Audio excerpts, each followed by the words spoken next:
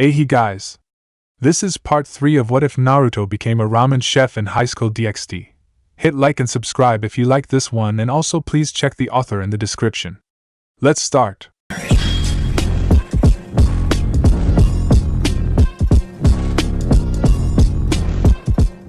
Chapter 11, April Fool's Ramen. I was walking home from school when I got knocked out. When I wake up, it was to the sight of an expansive, seemingly never-ending, field of grass. It's a beautiful sight, calm, worldly, and very peaceful. Well, almost peaceful if it weren't for a blonde-haired man dressed in bright orange camouflaged gear appearing from out of thin air and starting the most bizarre fight I've ever had the pleasure of being in. He is strange. Not in the I fight with my tentacle limbs kind of strange, but the unpredictable flow caused by him constantly changing forms of combat from spells to hand to ranged weapon combat.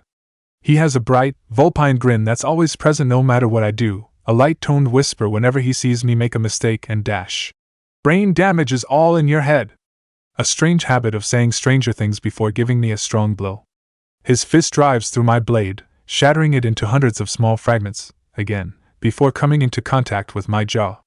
I blanked out for a moment, and when I became aware again, my body hits the ground with a painful thud. I catch a glimpse of the man standing a dozen meters away. His left fist outstretched, his face shows the very definition of panic. I didn't see anything afterwards. Note self. Head, bad place, punch. I wake up once again to the sound of muttering, a crackling fire, and the sight of a star-filled night sky. I blearily blink my eyes and try to sit up. I successfully did it, but it came at the price of a splitting headache. I see the man in orange camouflage reaching out and steadying me while saying something. I couldn't hear him very well above the ringing in my head. He seems to have noticed since he stopped speaking and pulled his steadying hand upwards to touch my head. What comes afterward is hard to describe. If put into words, I'd say it felt like my brain was getting a shampoo treatment with minty water, refreshing if slightly odd and off-putting. Better? The man retracts his hand and I understand his words clearly without any headaches. I numbly nod my head as he sits back down onto a fallen log. He reaches back to a pile of branches sitting behind him and throws a handful into the campfire he has going. The flames rise for a short moment before settling down again. The man scratches his shaggy blonde hair and speaks to me while keeping watch of the fire. Sorry about the rough treatment earlier. I wanted to get a feel of how good you are. You know, for making a training regime and all that. Training regime? I slowly repeat after his was evaluating me during that fight. Well, now that I look back, rather than a fight, it would be more accurate to say that it was a spar. I've known that he didn't try very hard, but now I understand why. Rather, he was poking me for my reactions, my possible weaknesses. Yeah. I rate you as pretty good, by the way. From behind his log, he pulls out a laptop and taps in a few keys on it while waving me to come over. I blink in surprise as I slowly walk over to his log. He scoots over on his log and made space for me to sit down next to him. As I sit, I see that he's putting up a video which is currently in its loading sequence. I noticed some things that could be improved though, and I'll show you as soon as this thing decides to work. Improvement? I really should stop parroting what the man is saying and start asking my own question. Like, where am I? Who are you? Those basic questions. The man absently nods his head and pulls out a bucket of popcorn as the video finally plays. Unlike what I thought had happened, me being able to actually put up a fight, the video truthfully tells me otherwise. The whole spar was a one-sided beatdown from beginning to end. The video lasted for only 5 minutes and I was already staggering at the 3-minute mark, flailing uselessly at the 4th and being knocked out at the 5th. It amazes me to see myself do so badly when I remembered moving around more and having fought at least decently. Alright. Besides being royally beaten by yours truly, what problems did you notice that you need to address? When the video ends, the man carelessly tosses the laptop and his bucket of popcorn to the side and turns to me. I take a moment to think about it before honestly answering him. I did not judge my opponent correctly to make the right judgment of retreat rather than fight. I did not gauge my stamina correctly to last me through, and I did not befittingly ascertain how much advantage I really had. If you say so, I'll take it. He nods to my answer and gives me a pat on the shoulder. I look at him questioningly as he stares at me, meeting eye to eye. But those are problems that won't be solved without you getting more experienced, and something like that is going to take me a while to set up. Get some sleep until then, and I'll tell you when I'm ready. He throws a large backpack easily the size of my torso at me and disappears as suddenly as he first appeared, into thin air. I blankly stare at the space he last stood for a long while before shifting and letting the heavy backpack fall to the sides. In the end, the man said what he wanted to say while pulling me into his pace and left me just as clueless as when I first woken up. I sigh lowly and look at the fire that was slightly dwindling. Copying the man, I pull out a handful of sticks from the stack sitting behind the log and tosses it into the fire. It roars and settles back down into a satisfying size. I look at the backpack that the man has handed me next and decide to open it. Inside it, I found a sleeping bag, an inflatable pillow, some plastic utensils, a lot of heat-to-eat canned and packaged food bags and a liter of water. If the man was planning on leaving me to the clutches of Mother Nature, he was at least kind enough to allow me to live for a while, food-wise. I created a thin sword with a hook on its hilt and stab it into the ground near the fire. I hang a food bag over the fire using the hooked hilt and allowed it to heat up slowly while I contemplated my day. After 10 minutes and a meal of, surprisingly, delicious packaged ramen, I conclude that my day has been eventful. I go to sleep soon after in the sleeping bag that the man has handed me and vaguely thought about what I should do. No ideas come by before unconsciousness gets the best of me. Clang! Clang! Clang! Clang! Oi, Kiba! Wake up, you sleepyhead! I jolt awake within my sleeping bag to the resounding cacophony being created by the, still, orange-clad man and the pan in his hands. I blearily stare at him in daze as he stands me up and pulls me out of the sleeping bag at the same time. He sticks a toothbrush creamed with minty paste into my mouth and puts a little mug filled with water into my hand. Hurry up and get ready, the training dummy's going to come soon and you better be prepared to face it with everything you've got. Training dummy? I murmur while starting to brush my teeth. The man nods and packs up the sleeping bag and everything else into the backpack before poofing the whole thing into a puff of smoke. I raise an eyebrow at that but pushed it off as some variety of displacement magic I've never seen before. Life training, practical exercise, no-rule disciplining, whichever one you want to call it. With another poof of smoke the man pulls out some metal arm guards and leg guards which he hands to me. I silently put them on, not even bothering to ask how they fit me so well, and when I was done, I was handed a small pouch with a strap that could be hanged off my belt. The metal guards are made from energy-conductive metals, so as long as you charge them, they can become harder, more flexible, or even self-regenerating. Inside the pouch is a dozen soldier pills. Take them if you're low on chakra or mana or whatever you use as a source of mystical energy. Keep in mind that they take away your stamina to forcibly regenerate your energy. The man closes his eyes and furrows his brows in concentration as he lists off what he says to me. After a moment of pause, he snaps his finger and hands me a piece of paper. Oh, right. Here's your goal for the end of training. I took the paper and unfolded to read. You must be swift as a coursing river with all the force of a great typhoon, with all the strength of a raging fire, mysterious as the dark side of the moon.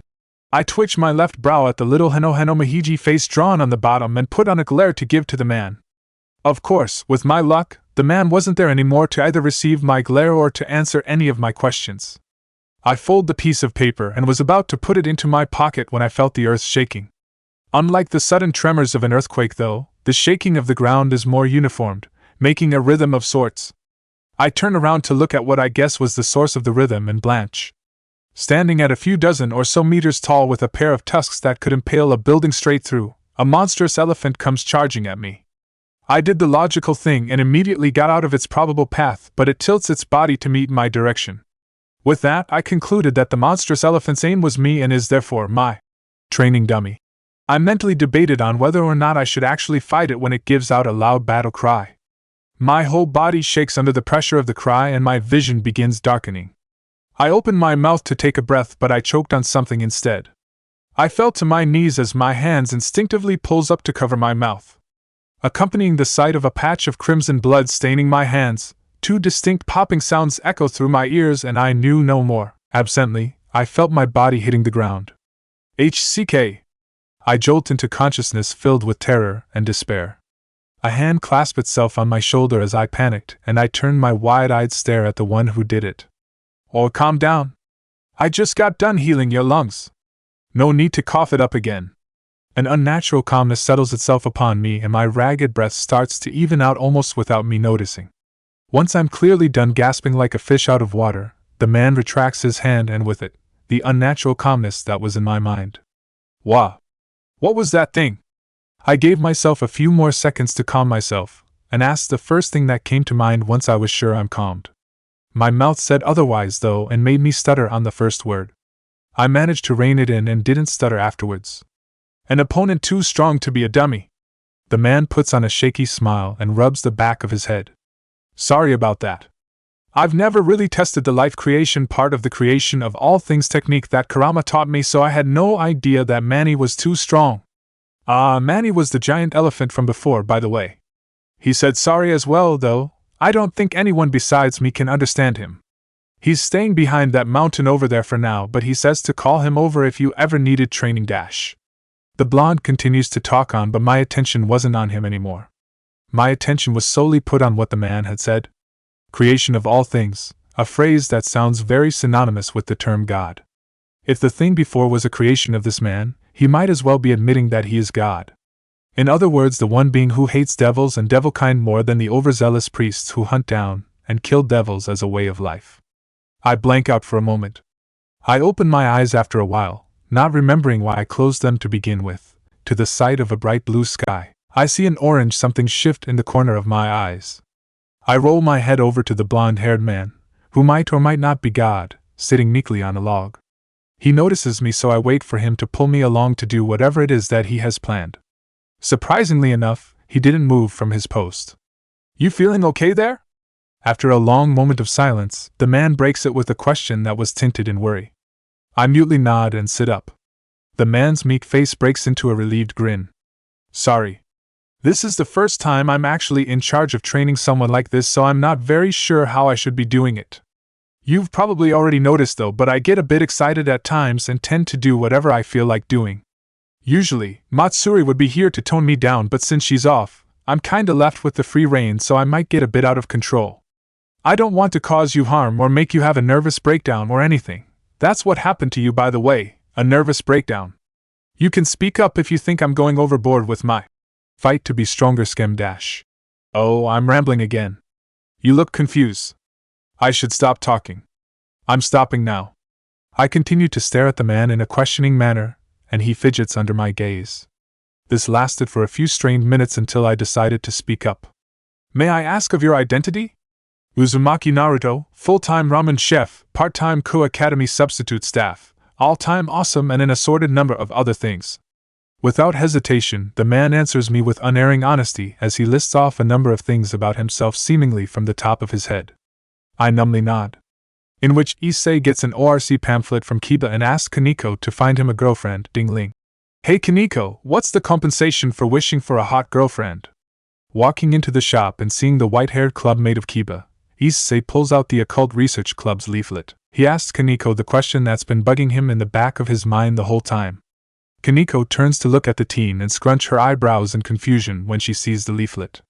She tries to recall any vague instances of when she might have mentioned her devilhood to the brunette. She comes up with nothing but blanks. As far as she knows, the only member of the group who knows her true racial archetype is Naruto. That depends on the wish description and how it fits into regulations. You guys have regulations? I guess this is an earnest part-time job that your club's doing, huh? Taking his seat next to the Kaneko, Issei waves his greetings to Naruto and Matsuri. The two acknowledges his greeting with a grunt and a smile, the prior coming from a frustrated, gaming Naruto and the later from the kind Matsuri, who hands him a cup of warm tea. Yes? The summary of the regulations can be found in the back of the leaflet. Please look at it properly. Kaneko's habitually speaks her part in the job while mentally thinking about what Issei has said. He mentioned the club as a whole, and he states that he sees this as a part-time job. That doesn't tell her much. Discreetly, she glances at Naruto to silently ask if he mentioned her devilhood to Issei. Her question misses by a mile since Naruto is completely engrossed in his game. Issei schemes through the leaflet's back while Kaneko's having her little does he know or not dilemma. After a bit of reading, he summarizes the regulations and restrictions into a single thought. So this sums up to no unreasonable requests. Huh?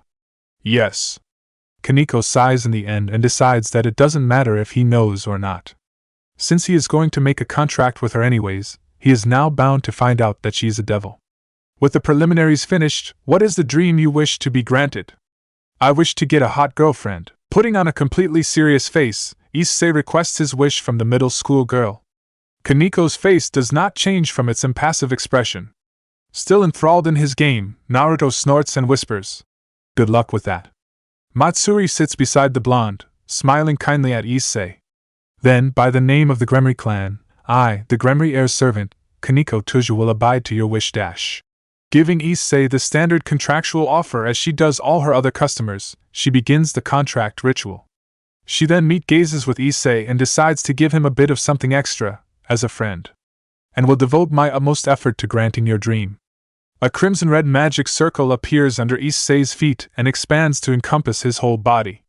He, after suddenly being enclosed into the red ring of magic, lets out an astonished yelp. From the corner of her vision, Kaniko sees Matsuri scoot over to Naruto. The blondes put down his game controller and, with the silver-haired girl sitting inches away from him, is looking at the spectacle with inquisitiveness in their eyes. The magic circle glows brightly and dims in a pulsating manner 3 times in succession before it gradually disappears the way it came, out of nowhere. In the back of her mind, she feels the contract settle. As the glow retreats and fade away, Kaniko stays silent to let Issei get accustomed to their new contract. The brunette has shock in his eyes. Supposedly, being in a contract with the devil, even if it's a minor one, is said to be a sin heavy enough to weigh the soul down to spending an eternity in damnation. Completing one with her must have brought forth some anomalous revelation to his mind. Her previous customers all stated that they had to spend a minute or two after contracting her to come to an understanding with what they've done. Looks like Issei's no different. Quietly, she takes gulps down Matsuri's cup of tea. You guys in the Occult Research Club are really dedicated. Like, damn, I almost thought I sold my soul to the devil for a moment. Giving his honest appreciation of the light show that just happened, Issei applauds Kaniko and her club's commitment to the devil making a contract. Job look as real as possible. Kaniko's eyebrow twitch noticeably when the brunette says this. Naruto is chuckling weirdly for some strange reason unknown to Issei. Matsuri refills Kaniko's cup with warm tea. So how's this going to work? Do I go and try to hit on a girl with you as my wingman? Or is it wingmaiden? Kaniko looks at the dim ceiling of Naruto's restaurant. In her head, she debates on whether or not she should tell him that he did just do the equivalence of selling his soul to a devil. The image of him patting her on the shoulder, in an understanding manner, and telling her, sure, pops up. It annoyed her enough to make her eyebrows twitch forcibly a second time. She decides that he'll just have to figure it out later, somehow or another. I'll set you up on a date tomorrow, since there's no school. Yes. Dating event in the summer got. As soon as Kaniko says this, Issei jumps out from his chair and pumps his fist into the air, screaming happily with tears almost literally spilling from his eyes. You do know that you're asking a middle school girl to set you up on a date, right? Kaniko's probably going to introduce you to a bunch of little girls from middle school.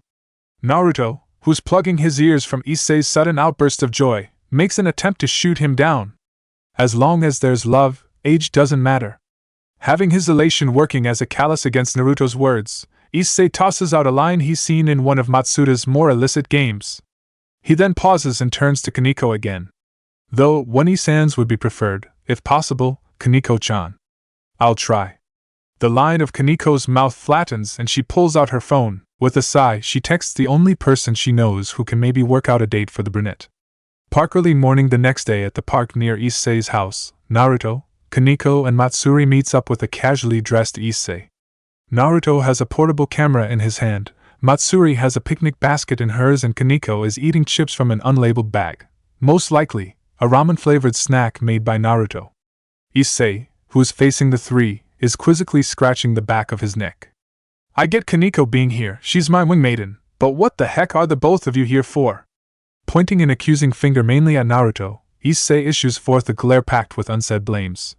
With the camera in hand, Issei can already tell that Naruto's planning, in some way, to ruin his date. I'm here to record your screw-up. Naruto fidgets with the camera's recording function and takes a couple of test shots. With a nudge of his head, he draws attention over to his silver-haired partner. Matsuri's here to make sure that I don't do anything overboard and ruin your date. Don't worry, Issei-kun. I'll keep Naruto-sama in check.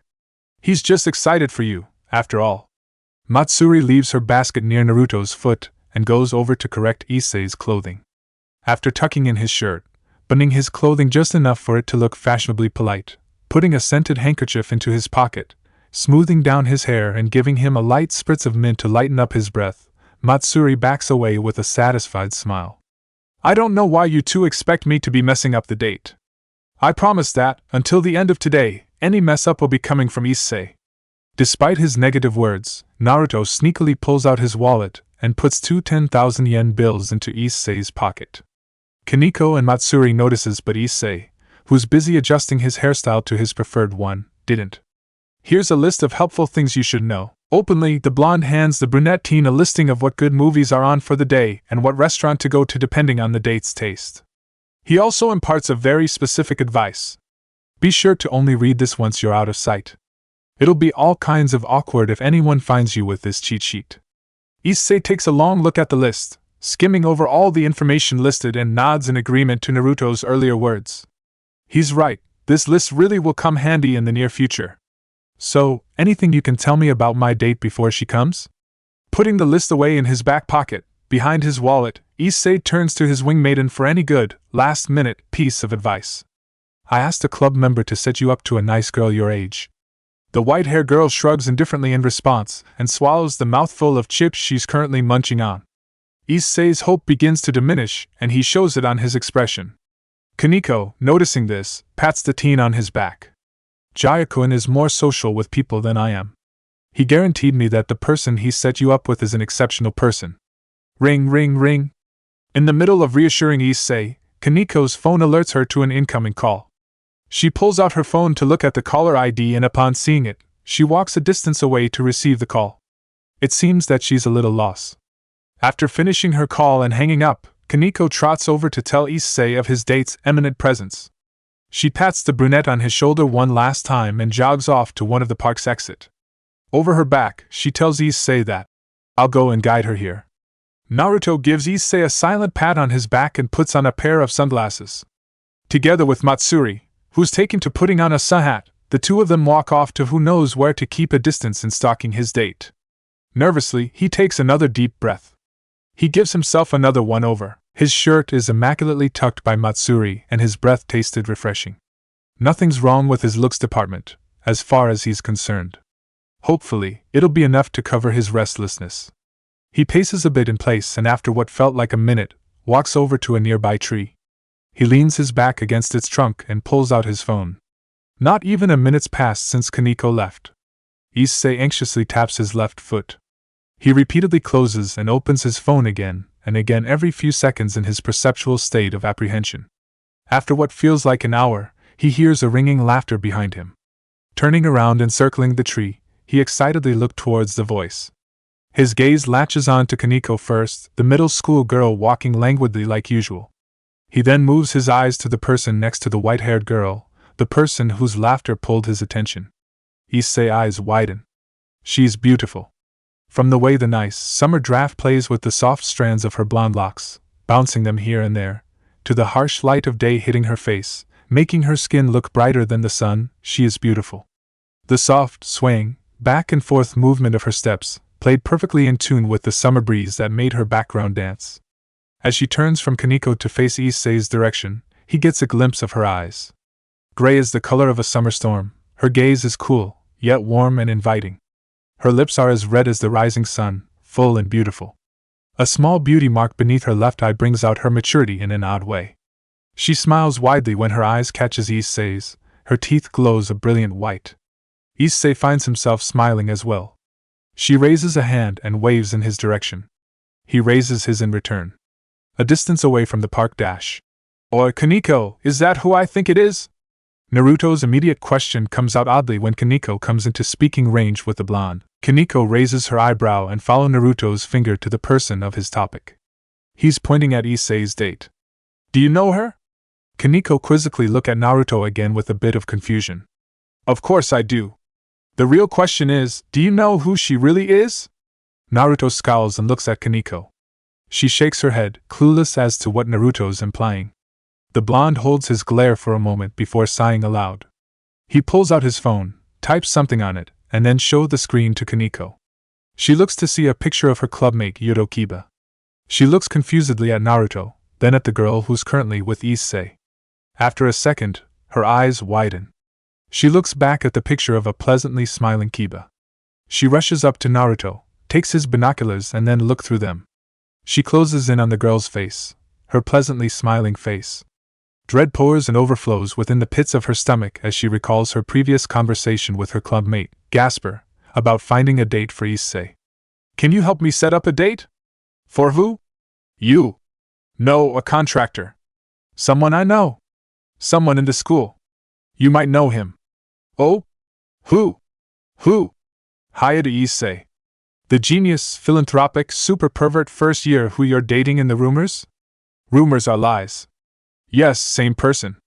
Going to be hard setting up a date for a pervert. Don't you know someone? Most of them are introverts. I don't know any who can handle a super pervert. Oh. Is he picky? Not really, he did say older girls are better. Same age good? I guess? I might know someone. I'll ask them, the person agreed. Go here tomorrow for the date. Thanks Jaya-kun, Phi Omega Phi. You're welcome. Kaneko buries her face into her hands upon realizing who it was that Gasper had found who can handle Issei. Kiba, the pleasant knight in her master's peerage, gained a new title within Kaneko's mind. In the back of her mind, she notes to buy Gasper a large sack of garlic to scent his room. Kaneko's point of view dash. So this is what you occult club members do in your free time? It's part of the job. I'll do anything in my power to get it done. I'm sure it is, Raminian-chan. Lounged on yet another rooftop for the second time of today, Issei and I stalk my alternate with a pair of binoculars in hands. Issei's comments are made so that I'll get riled up, I can tell. He wants to entice me to take out righteous anger for the injustice that I'm seeing being put on the image of my person. He's barking up the wrong tree, trying to challenge a devil in a game of temptation. Through the rims of my binoculars, I can see my alternate posing in bizarre poses while dressed in clothing that would fit only in the dreams of the most drugged-up anime lovers. If it was a few months ago, I would stare at the strange scene with uncertainty and indignation. Now, after Naruto sold me, Dirt and Issei off to the glorious world of internet moviedom as a brand name for his ramen, I could hardly bat an eye. I've heard of stranger requests from more unusual people, most of whom I gladly call my customers. I, of course, refuse the far too outlandish ones though. So, how much do I have to pay to get you to join me in my quest to obtain the truth of this universe from my alternate? Dramatically pulling out a piece of paper from his pants pocket, Issei flares it in front of me. I recognize it by the peculiar coloring as the handout advertisements for the Occult Research Club which I'm a tentative member of, because of my grade level. I raise an eyebrow at the question and at the appearance of the piece of paper. To my knowledge, nobody in the group, not even Naruto, has come across one of those handouts yet. For Issei to have one hidden away without my knowledge is a bit surprising. Taking a few seconds of thought, I seriously give him my price. 1 year's worth of all-you-can-eat sweets, delivered to me at any time I want, wherever I am. Okay, so it's not really that serious. Then again, the situation isn't that serious either. If it was solemn and followed the proper procedure of where I am summoned by his need for the wish to be granted, I would have given him a better response. Seeing as that's not what happened, this is my answer. I'll just save this for another time then. Issei actually thought about the deal critically and decides against the cons. I roll my eyes at him, showing outward exasperation while being a little saddened on the inside. If he had negotiated, I would have lowered the fee a bit and still help out with his wish, in a less violent manner than what he probably intends though. I'm not so much of a glutton that I'd forsake a friend in need. Issei doesn't need it that much though. It's more like a dim-witted want. So, any explanations for that? After he's stowed away the piece of paper, he points back to the building where my alternate self is doing strange poses. I take another look with my binoculars to see who this customer is. Murasaki-san, 27 years old, has a bachelor's degree in the majors of history, science, and art. A budding artist who got tired of society's shit. Or so he calls himself. He's a NEET who's got a side job as a manga artist. You've met him before. Seeing a familiar face, I recall key bits of my client's personal information and decides to share the interesting parts of it with Issei. I remember the two of them meeting weeks ago, when we were at a cafe. Murasaki-san helped Issei out by explaining some difficult-to-understand questions in his homework. Really? Issei takes another peek into the room as well and stares for a long minute. He puts down his binocular after a moment with a perplexed face. I can't remember. He spends some time mulling over the man's face but doesn't remember in the end. I don't blame him. Murasaki-san does have a forgettable face. I instead move my binoculars back to my alternate self and look at her. Older but still the same as me. I think that's the best way to describe her. Height-wise, she didn't seem to have grown all that much apart from me. Her neutral expression is the same as mine. Even her demonic powers, from what I can sense, isn't too different from me. I curiously pull in nature energy into my system to take a look from a separate perspective. Through the senjutsu-enhanced senses, I can tell that she's diligently practicing with the power of nature. I mull over the thought a bit. So this world's me has gotten over the trauma of senjutsu as well. Abruptly, something enters the range of my senses that pulls at my warning instinct. I focus on it immediately and find the source as I stand up and turn to it. I freely allow the energy of nature to flow through my system while habitually refining it with my chakra. Issei, seeing the sudden change, turns back as well, but he doesn't get up from his crouch. I take a step forward and put on my ring. The teen sees me doing so and slips on his as well. Seeing as his sacred gear did not pop into existence, I can tell that he's waiting for me to explain. There's a sickening smell of feathers and scent floats by gently in the wind. There's a feeling of light flowing around in waves, twisting at my guts, knotting it into braids that makes me sick to my core. I've only met one person who can do this to me before, and even then, she's a half. Still, I understand what I'm sensing immediately. One of the natural enemies of devils. I'm sensing a fallen angel. The distance between us is either too near nor too far. I can tell that this fallen angel is in my general area and that with a few strides, we will meet within seconds. I look over to Issei and then to the room where my alternate self is at. Questions are popping up without answers to reply to them. Issei, we're leaving. Is something wrong? In the end, after a few seconds of thought, I decide that I should leave. Issei is now standing next to me. He has confusion and worry tinting his expression. I shake my head. I instead point to the general direction that is away from the fallen angel.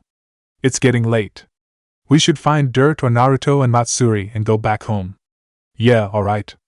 I make a lame excuse that Issei clearly didn't buy. Still, he concedes to my suggestion with a nod. I huff a small sigh of relief and take a step towards him to take hold of him.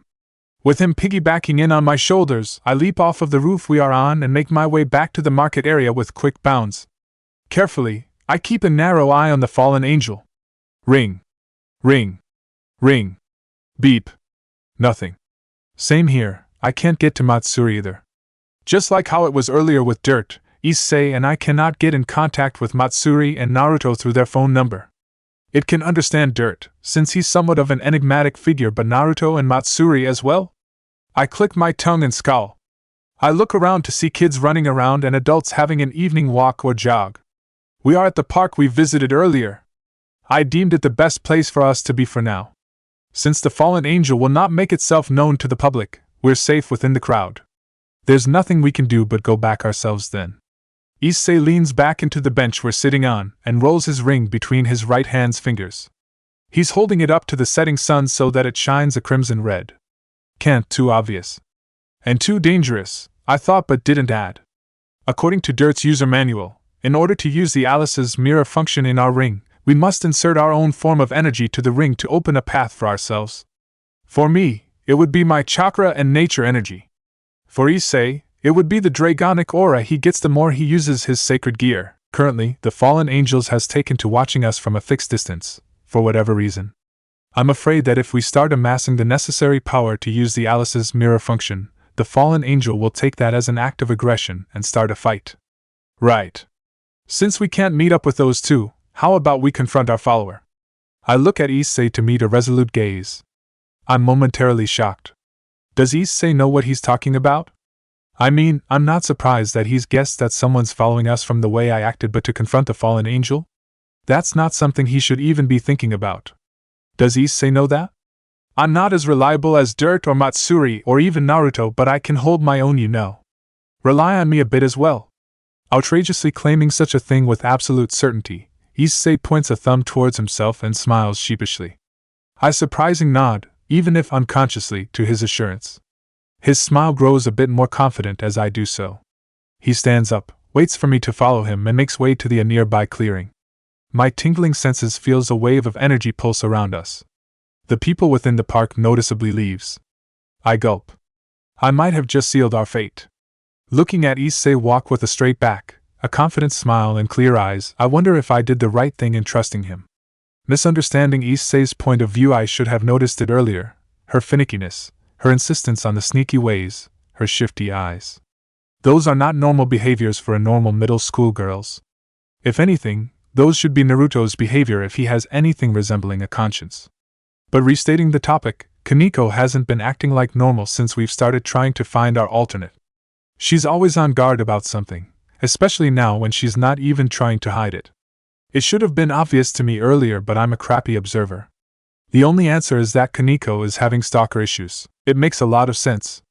First off, she's a cute girl. There's nobody out there who'll sanely reject her cuteness. Secondly, she's a handy person who's multi-talented in many fields, or so says the information of this world's version. Third, she has a fan base in both worlds without trying, as ramen hero, Ramenian, in our world and as a manga/anime influencer in this. I suppose I'm a bad friend for only noticing this now, after it got so far. Still, I can at least make up for it by helping her overcome this stalker problem. She's agreed to my help, and I will do my damnedest to get rid of the freak who's following her in this world. Then, later, we'll go back to our world and I'll straighten out the freaks there too. Here should be good, right, Kaneko-chan? I stop in the middle of an open field adjacent to the park. Kaneko is tensely standing next to me. The impervious attitude she had earlier today is nowhere to be seen. I frown at the thought that the stalker problem was this bad. She didn't even nod to my question when I asked it. I take a deep breath and exhale. I don't know who the stalker is, but if he's troubling Kaneko this much, I'll put a stop to it. You can come out now! I take in another deep breath and yell at the top of my lungs. Kaneko tenses her shoulder and looks to a certain direction. I follow her gaze to see an area more populated with thicker trees and bushes. I hear the noise of crinkling tree branches and rustling leaves. It's the sound of someone walking in those trees and bushes. It looks like Kaneko's senses are on the mark. I roll Dirt's ring between my fingers. While the thing might be overkill in every sense of the word, it's a threatening card that I can use. I'll let the ring boost me enough to put a hole into a tree or something and warn the stalker to leave Kaneko alone. That should scare him off. It works in television shows enough. Heck, I can probably get Kaneko to punch a hole into it as well to really nail it in. Well, I'm here. What do you need to talk about? A man, appearing to be between Naruto's and Dirt's age, comes out. He's wearing stylish clothing and has a laid-back smile on top of his goatee. He has his hands in his pockets and is looking at the two of us with piercing, violet eyes. A breeze of wind gently sweeps the gold highlights in his black hair. A chill runs down my spine, and soon after, a hot flash of anger. This guy is a damn handsome. What the hell is this damn handsome doing stalking a middle school girl? If you're that handsome, do something better with your life. That's it, forget threatening. I'll knock some sense into this guy first. BOOM. Before I noticed what was going on around me, a giant explosion blew up at where the guy is standing. Dust blows up everywhere and the ground literally shakes, making me have to take a step back to rebalance myself. I put my arms up to cover my eyes from the coming dust and alarmingly look at where Kaneko is, or was supposed to be. The girl wasn't there, where she had stood next to me. A tingling vibration trembles on my finger. An option appears in my mind. Will I use the boosted gear? The cogs in my mind clicks together. Kaneko disappearing, an explosion of dust from some impact, my ring asking to be used. Kaneko was the first to throw a punch. Oh, Kaneko-chan, isn't this a bit too much? Gah! Ku! Yet, against whatever I was thinking, Kaneko comes flying back almost as I completed the thought. From the smoke of dust, she shoots out towards me and brings me off my feet to join her on a brief flight. We both fall to the ground with a painful thump. After a second of reorientation, the two of us scramble back to our feet. Kaneko was hunching over with a hand on her stomach area though. Without much thought, I allowed Dirt's ring to work its sciency, over-technology magic. A crimson gauntlet, the boosted gear, encases my arm and a boost runs through my system. Kaneko's ring seems to work its magic as well in a much less noticeable scale. She gingerly lets go of her stomach and drops into a boxing stance I'm strangely familiar with. A gust of wind blows the dust away to reveal the man again. He's standing in a crater while casually mumbling something to himself. He points his hand at us, and makes a fist by grasping the air in front of him. A laser spear blazes into existence when he does that. I'm strangely reminded of a scene in some anime that did this exact same thing. Stalker-san, how exactly are you doing that? Is that a boosted gear? How did that happen? Not even the gods of other pantheons can reproduce a sacred gear. Was there someone who I missed? Perhaps the infinite? Was that person capable of copying God's work? How curious.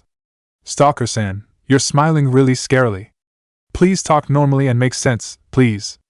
I'm willing to negotiate now. Be careful, Issei. Kaneko whispers this next to me and readies herself to charge forward again. Her eyes fleetingly meets mine for a moment, and I could plainly see the amount of trust she's putting on me. Oh, Kaneko-chan, what the heck? How'd you get stuck with this man who's acting like a half-freak, unholy baby of dirt and Naruto? A second boost runs through my system. Right. I stare at Kaneko as she runs to the man and begins to fist-fight him while he wields his spear of light. She's grown out a pair of cat ears and tails for some reason. I'd questioned Dirt's taste, but I had other things to worry about, like the clearing being blown away by the two and how the crater they're standing on is being expended at a hazardous rate. A third boost runs through my system. With now enforced eyes, I can see Kaneko having trouble with the man who's most likely toying with her. I huff a sigh and resign myself to the fight. I charge forward as well and almost run headfirst into the tip of the laser spear. With a yelp as my battle cry, I join Kaneko in the fray. My mind works hard to recall the things from Dirt's user manual that might help us. Overly irritated Kaneko's point of view unexpectedly, I managed to enter close combat with this fallen angel not just once but twice. I was honestly prepared to be pelted by a dozen spears of light before I took my first step away from Issei. Even more unexpected was the fact that the fallen angel's single spear of light did not scorch me. From what I've read of it, and from my personal experience with anything holy, I should, by all rights, be burning up right now. Instead, I'm only getting beat blue and senseless by the spear of solidified energy. After rethinking that line of thought and being knocked off my feet a second time, I come to an understanding about why that is so. The man doesn't want to kill me. No, rather, he's playing with me. It becomes very obvious as I see Issei dodge the tip of the spear of light while he charges haphazardly. The man who matched my speed in combat moments earlier slowed down noticeably enough for Issei to catch on. The fallen angel is testing us on something. I clench my teeth and land in a crouching position from which I push forward, beginning another charge. I slug a punch that carries all my weight behind it. The fallen angel meets my eyes and, with a smug smile, parries my blow with his spear of light. Issei, who is occupying the man's attention, receives a kick in the stomach that bends him over. I am delivered a smack to the face with the pommel of the man's spear of light right after he finishes parrying me. He apparently didn't know how much strength to use against me because the attack came out as more of a forceful push than as a debilitating strike. I once again land on all fours after the hit and decide to pull back. I take a hunched-over Issei with me while I'm at it. The fallen angel didn't do anything to pursue us in our retreat. In fact, he actually takes a step back and looks at us with interested eyes. I come back to the middle of the clearing with Issei. The brunette is having trouble breathing, so I quickly pat his back and insert senjutsu energy to where he's hurt. He catches his breath easily immediately after and looks at me, meeting my eyes. Oh, Kaneko, who the heck is this Naruto dirt hybrid? I blink. It's not exactly the first thought that would cross my mind in this scenario, but it's an apt one. I could only shake my head to show him that I don't have an appropriate answer. He clicks his tongue. What the heck is this world's Kaneko doing then? Again I blink. So he thinks that this world's me is involved? What led him to having that thought? Besides the fact that I noticed the fallen angel's presence near my alternate means nothing when he could have easily been following us since who knows when. Issei heaves a large sigh and stares at his gauntlet. He then stares at the fallen angel. I follow his gaze to see the man curiously look back at us. He's indifferently spinning his spear of light in a lazy figure eight. When he catches our gaze, he flicks upwards his left eyebrow and smirks egotistically. Fifth boost. I can plainly hear the resentment in Issei's voice as he grounds this out. Something falls into place within my mind when he says this. A memory of the two of us sitting in a cafe earlier today plays out within my mind. To properly use the second stage of the boosted gear, first work up to the fifth boost on the initial gear, and then say the key phrase. Welsh Dragon Balance Breaker. Welsh Dragon Balance Breaker.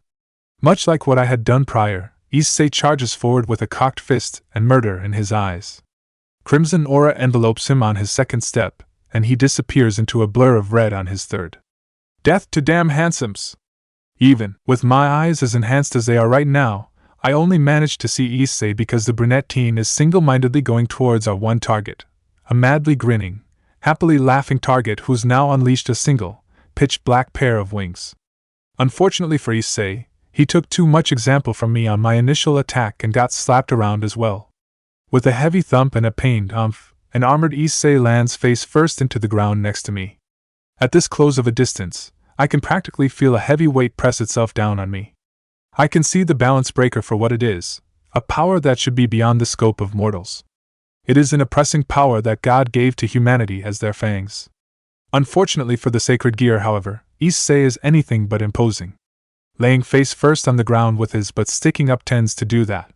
This is startling. To show that much power is unprecedented. The man mumbles out words that doesn't match the smile he has on his face. He says that he's surprised, but all I can see is excitement in his eyes. Reset, Issei groans loudly and pulls himself off of the ground. While sitting where he's landed, the crimson armor on his body dissipates into glowing red motes of light. The only thing left of the male is his gauntlet.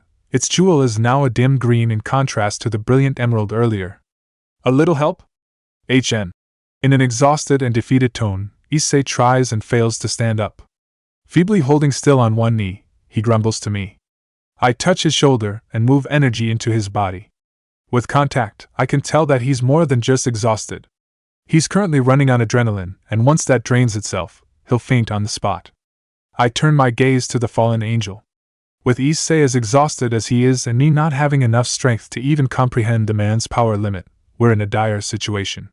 Yeah, this is going pretty badly, so I'm gonna break this up now. Then, as if ignoring all my worries, Naruto appears from out of thin air in a blur of orange. He grabs me and Issei by our shoulders and whispers for us to stand down.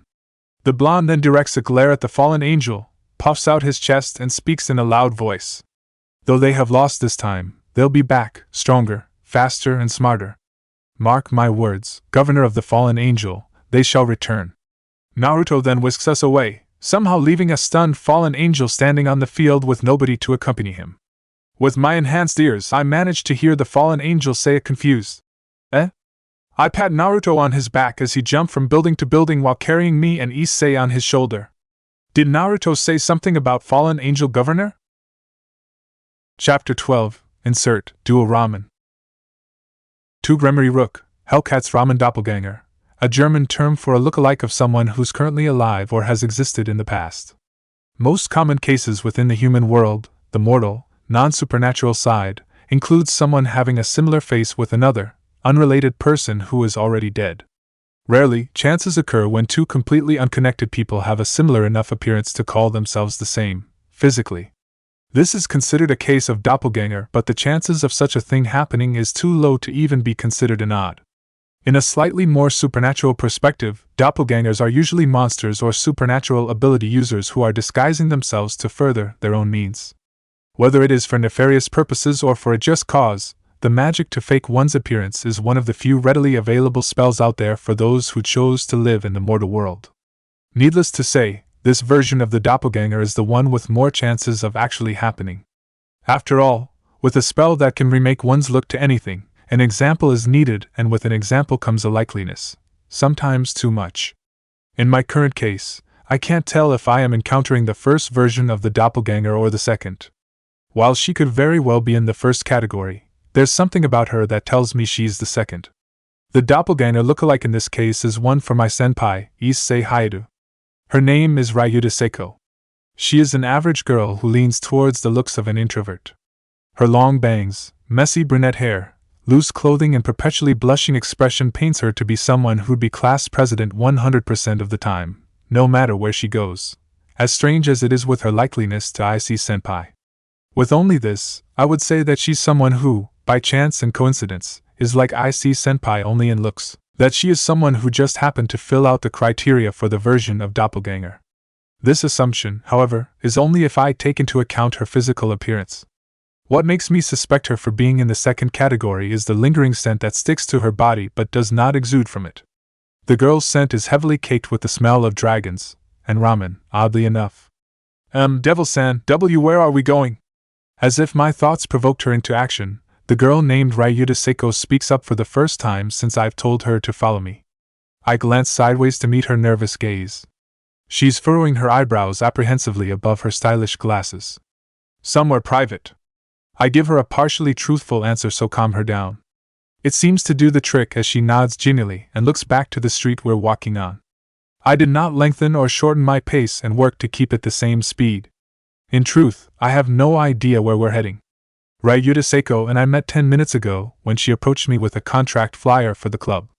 I, in panic at seeing the girl who I labeled as a doppelganger of Icy-senpai, suggested that we should go somewhere else before she states her wish. That was 10 minutes ago. Now, 10 minutes later, I run into the problem of not knowing where to go. Devil-san, if you don't mind, we can go to my house. It's nearby. As if sensing my troubles, Ryuta Seiko speaks up again to give me a suggestion. I think about it and nod. Her house will be a good environment for me to get to know her better. Allow me to gather more insight on this girl who could the second variation of Ayase-senpai's doppelganger. Good idea. I simply state my agreement to her idea and she, in turn, beams happily to the fact that I agree. It's over here, Devil-san. Pointing a finger in another direction from where we were heading towards, Ryuta Seiko takes a turn towards that path. I slow down marginally so that the brunette teen can go ahead to lead the way. As she crosses me, I notice something. My name is Kaneko. My name is Seiko. It's nice to meet you, Kaneko-san. I did not give her my name. Though I knew hers from the label on her handbag, I noticed that we have not introduced ourselves to each other in the 10-ish minutes that we've known each other. As she introduces herself to me, I also take note that her stutter reappeared again. Kaneko-san, can you tell me more about the wish-granting process? A few seconds after the name introduction, we fall back to the previous silence. Ryuta Seiko did not seem comfortable with keeping this quiet, so she begins making conversation. I meet eyes with her as she looks at me with a questioning gaze. Even her eyes are the same shade as Ayase-senpai's. You give your contracted devil an acceptable goal for them to complete. It's not really mystical. Acceptable, is it? So there's a limit to what kind of wishes you tolerate? Yes. Too ambitious is bad. I see. So your way of keeping checks and balances is with individual judgment. I think about a proper explanation and tell it to her straight. For ridiculous wishes like conquering the world or destruction of an entire race, it will not be taken because it is not acceptable. For things like help me with my deadline or get me a girl/boyfriend, it is acceptable for a devil to do. The key phrase, acceptable, really takes the mystical out and makes devil contracts more mundane. Ryuta Seiko puts a hand under her chin and nods understandably at the idea. She mutters things about trust and faith under her breath. I specifically hear her whisper, "How should I state my wish then?" with a perplexed face.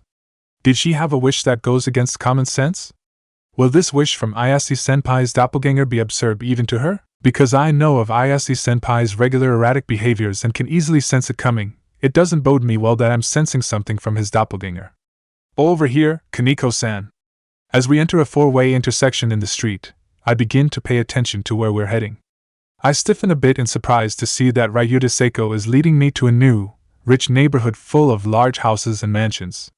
I recognize the street very distinctively because my master, Rias Gremry, has a house based here as well, a gift from her brother. Minutes passes by as we cross through the neighborhood, and I become steadily more apprehensive since the houses are becoming increasingly larger and larger. Finally, Ryuta Seiko stops in front of a formidable-looking estate that could easily fit a soccer field or two inside. It might be a bit noisy since they're constructing something in the yard, but it shouldn't bother us in my room. Ryuta Seiko goes up to the gate of the mansion and rings the doorbell. She smiles apologetically for the noise that I did not even notice until she mentions it. I look around the iron fence gate that borders the mansion to see a construction crew building on something big under blue plastic sheets. I hear a creak from the front door and turn my attention back to the gate of the mansion. A maid with silver hair is walking out from the front door. She is smiling pleasantly at Ryuta Seiko's direction.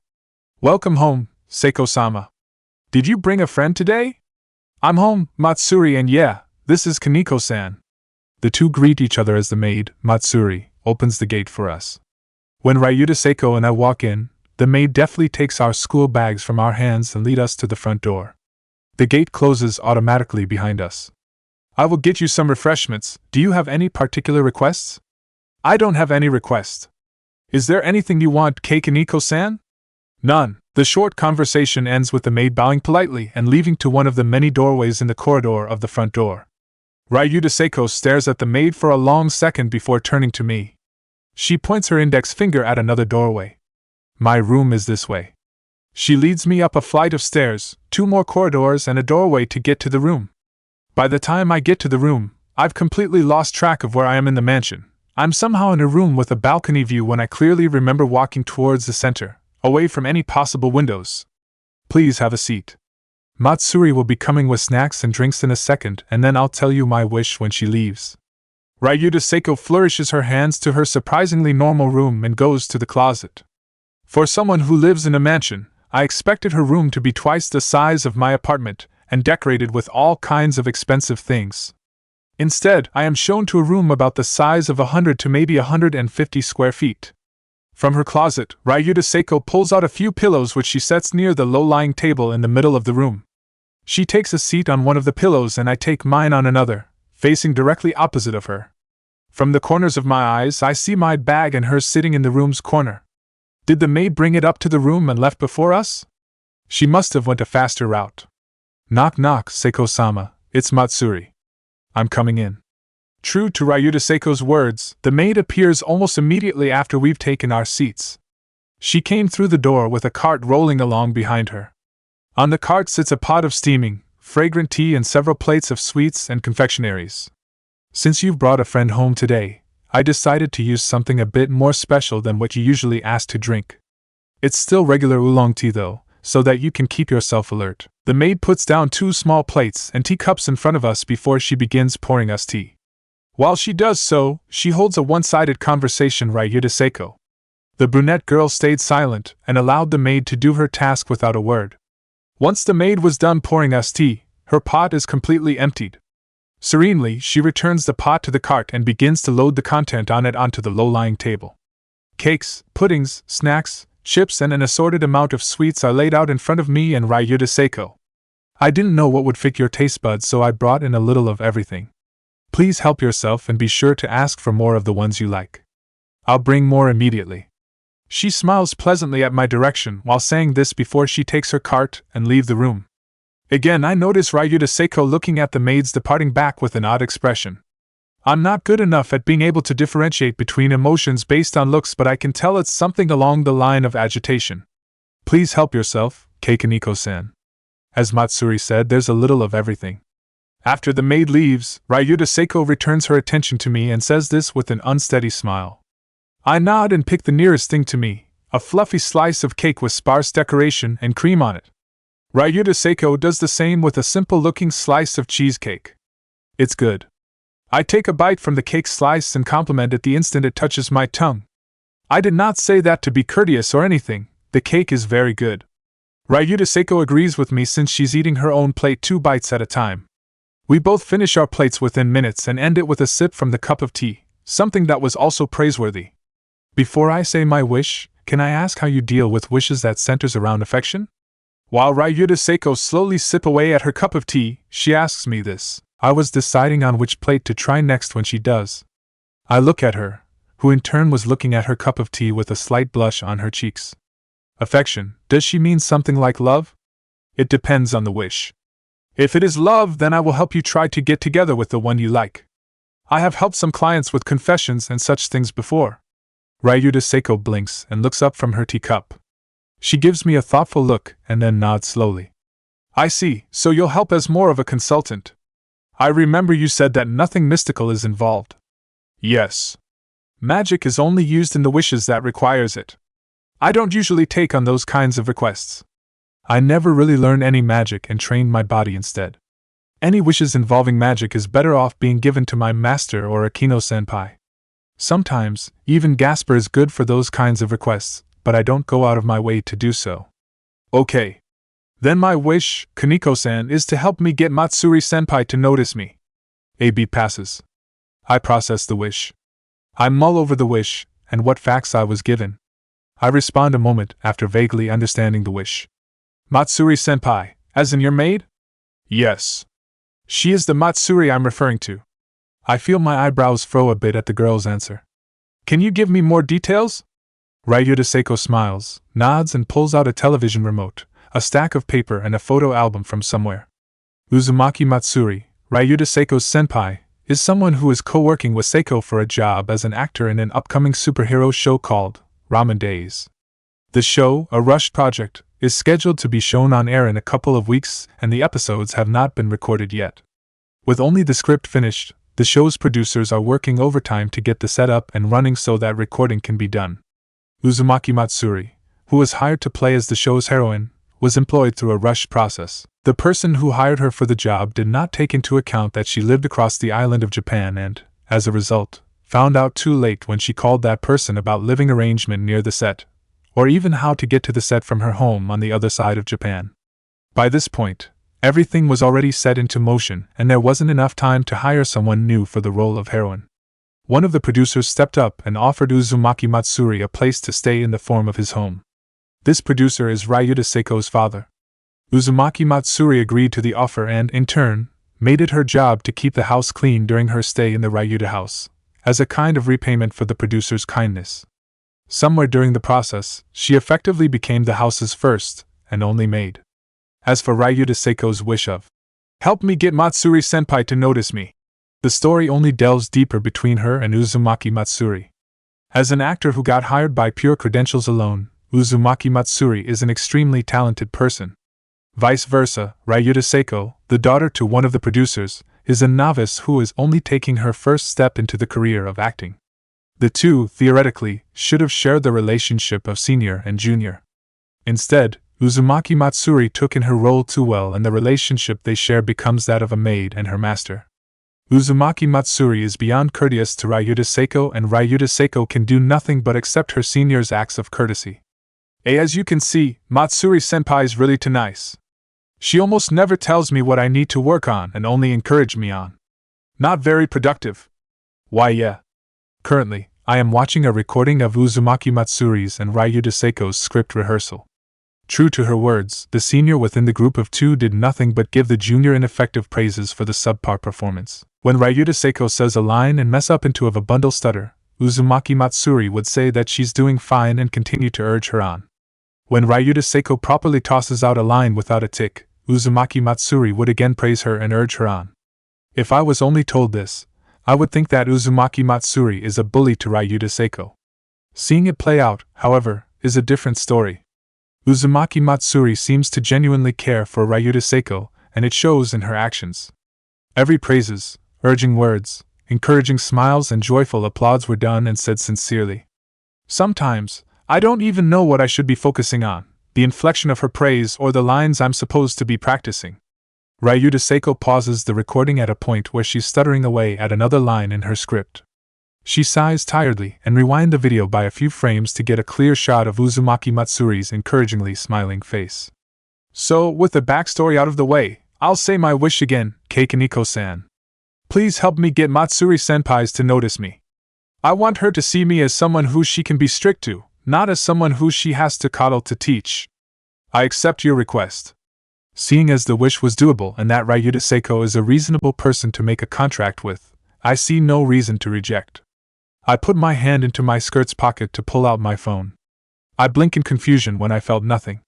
Searching my other pocket gave the same result. I scrunch my eyebrows. Is something wrong, Keikaniko-san? I'm missing my phone. I go over to my book bag to look inside. Again, I end with no results. From the corner of my eyes, I see Ryuta Seiko tilts her head. I clarify things for her after remembering that she doesn't know more than the bare basics of contract making. My phone has a contract app. We use it to figure out contract payment. That's surprisingly modern. She seems at a loss for words. I did tell her that it wasn't all hellfire and brimstone, but I also can't blame her. Lord Ajuka's inventions usually leave a loss for words. What I'm really worried about, though, is where my phone is. May I get your phone number, Keikaniko-san? I can call it to see who has it. Ryuta Seiko joins me by digging in her own book pack. She successfully finds her phone and opens it to the call function. I thank her and tell her my phone number. She calls it quickly, and after 3 rings, the other side picks up. Hello, hello? This is Kaniko's phone speaking. Kaniko-chan is not here right now to answer, so please call back later if it's important. I hear a familiar voice from the other side. A moment of thought connects the voice to my previous clients for today, Murasaki-san. I gesture to ask for Ryuta Seiko's phone, and she quickly hands it to me. I'm Kaniko. Hello, Kaniko-chan. It's me, Murasaki-kun. I have your phone here if you want to pick it up. I will. See you soon then, Kaniko-chan. I hang up the call and hand back the phone to Ryuta Seiko. In my head, I plan out what I'm going to do next while outwardly speaking an apology to her. It looks like I can't make a contract with you today. I apologize. The girl smiles serenely in response. She seems to have been expecting it. It's okay. We can do it tomorrow. I nod in response to her suggestion. Yes. Should I meet you somewhere or should I come here? She hums and looks at the only clock in the room. As if calculating something, she takes a moment before answering me. It would be easier for you to come here maybe at 3. No wait, 4? She looks away for a moment and adjusts her glasses. I tilt my head and nod again. 2 hours after my school lets me out, and with no clients in waiting, 4 o'clock tomorrow is an acceptable time. I store everything I took out from my bag back inside. Ryuta Seiko passes me by and goes to the room's only door. She holds the handle while waiting for me to finish. I'll get you to the front door. Once I was done with getting everything, Ryuta Seiko walks me to the front door. She takes another path from the one we originally went on to get to her room. On the way, we pass by a large kitchen being manned by only Uzumaki Matsuri. She gives me a box of pastry to take home. I graciously take it. I like her food. After I left Ryuta Seiko's house, went to get my phone from Murasaki-san and returned home to my apartment, I checked the device I've just retrieved for any calls I might have missed. On the top list of recent calls is a number that I'm guessing is Ryuta Seiko's. I marked that number with her name. Below her number is my master's, Rias Gremries. I put her on the list of people I should call back and continue scrolling. There was no other notable numbers that I should give a call back to, but I did add Ayase-senpai's name onto the list of people I'll have to talk with. His prank call a few hours ago was not acceptable and left me very hungry. I scrolled the list back up to my master's and pressed the call button. Ring ring ring ring click. Hello? Kaniko-chan? Is that you? It's me. Well then, I'm glad you've got your phone back. Be sure to keep your things in better care. Understood. Now then, I suppose you're calling back to see if you've missed any important news? Yes. I was just calling to make sure you're safe since you didn't return to the clubroom. I'm fine. That's good to hear. Well, if that's all, then have a good night, Kaniko-chan. News. Did something happen? New customer, troublesome. Is this person a troublesome person who you've accepted as a customer, or a person who has a troublesome wish? The first. Well, I suppose if you're bringing it up, we shouldn't be talking over the phone. Come over so we can talk, I'll prepare some tea. You should probably sleep here as well, the story is going to be long. Thank you, of course, Kaniko-chan. I get up to go pack a spare change of clothing, a toothbrush, and stuff it into my book bag. When I come back to the living room, a crimson red magic circle is waiting for me. I turn to the kitchen to grab the box of cake from Ryuta Seiko's house as an afterthought. Once I'm certain that I've got everything I need, I step into the lazily spinning circle and let it do its magic. A moment later, I find myself to be in the living room of Ayase-senpai's house. I look around to see Ayase-senpai watching a comedy television show with Isa-san in the living room. Akino-senpai is pouring some tea for my master by the dining table. The two are discussing something, so I don't think they've noticed me. Ayase-senpai, however, does. Yo, Kaniko-chan. What's up? Good evening, Kaniko-chan. Ayase-senpai and Isa-san both greets me when I step out from the magic circle. Ayase-senpai takes the remote control by his side and lowers the volume of the television. Hello, Isa-san, Ayase-senpai. I'm here to meet Rias-senpai. I bow to them as a return to their greetings before making my way to my master's side. Ayase-senpai and Isa-san both share a look before they get off the couch to follow along. I guess they can tell that I'm slightly peeved at something. Ayase-senpai cough. Ayase-senpai seems to have heard that. He's looking confused. I glare at him at the corners of my eyes. Hello, Kaneko-chan. So you're here. Take a seat. Once I enter the dining area, my master and Akino-senpai both gives me a greeting as well. I take a seat facing my master. Akino-senpai takes a seat by her side. Ise-senpai takes the other side and Isa-san sits by his. With everyone seated, my master stands up, clears her throat, and speaks first. Earlier, Akino and I received some concerning news from Sensei. It seems the Chaos Brigade is acting strangely once again on a global scale. Sensei didn't disclose anything else, but he warned us to be careful. He also said that there's a strange disturbance in the Tokyo area altogether, so he will be gone for a few days to check on that. I will repeat his warning and tell everyone here to be careful. A chorus of affirmative is raised from the table. My master nods approvingly to our response. She then turns her gaze to me and continues speaking. Now, with that out of the way, it seems that Kaneko-chan's received another eccentric customer she'd like help with. Kaneko-chan? My master takes her seat and gestures at me. I put down my snack while gulping away the last bite I took. Mentally, I gather everything I need to say about Ryuta Seiko that's troubling. Everyone around me is putting on an empathetic smile. It seems they've mistaken the kind of eccentric that I'm having trouble with this time. The new client is a girl named Ryuta Seiko. Oppai-loving high school boys Ramen Naruto, Dirt, Matsuri, Kaneko and I sit in my cross-dressing self's room mulling. Well, I'm really the only one who's mulling. Dirt and Naruto are cooperating in making a script for the upcoming hit show. Matsuri is peacefully sipping away at a cup of tea and Kaneko is finishing the rest of the food I bought earlier. What the hell is with this scenario? Deciding to take charge of the non-existing conversation, I pick up a fork and tap it against the cup of tea sitting in front of me. It makes a clear dinging sound which gathers everyone's attention. What scenario? Naruto quizzically flicks a brow upwards as he turns to me. He puts down his pen and paper to reposition himself so that he could talk to the whole group. Dirt does the same by standing up and taking a seat on the bed. I mean this thing with the acting, the mansion and… Matsuri-senpai? Why? I point a finger in Matsuri's direction to get everyone to notice how she's still in her maid uniform. I'm not exactly sure why she's still wearing it, but she seems pretty casual about its existence. Naruto and Dirt shrug their shoulders. Kaneko seems pretty out of it as she always does while she's enjoying a meal. Naruto-sama and Dirt-san both had trouble ad-libbing a story to correlate with your supposed background. Matsuri answers in the end. Both Naruto and Dirt did not meet my eye when I looked at them. They pretty much confirmed Matsuri's statement without saying a word. I sigh. Well, this makes the backstory make a slight bit more sense. Dirt and Naruto are crappy liars. Okay, so you two suck at lying. Good to know. What about the acting thing and this mansion? Dirt perks up on this one and brings out a suitcase from under the bed. From the suitcase, he pulls out several pictures and blueprints which he spreads on the table we're all sitting at. Kaneko moves her plates over to make room while the rest of us just pick up our warm cup of tea. I'm glad you ask. Dirt happily says this with a bright and cheerful smile on his face. He finishes laying out the pictures and pulls back to allow us to see the whole thing. Half of the pictures are plans and designs of a neighborhood.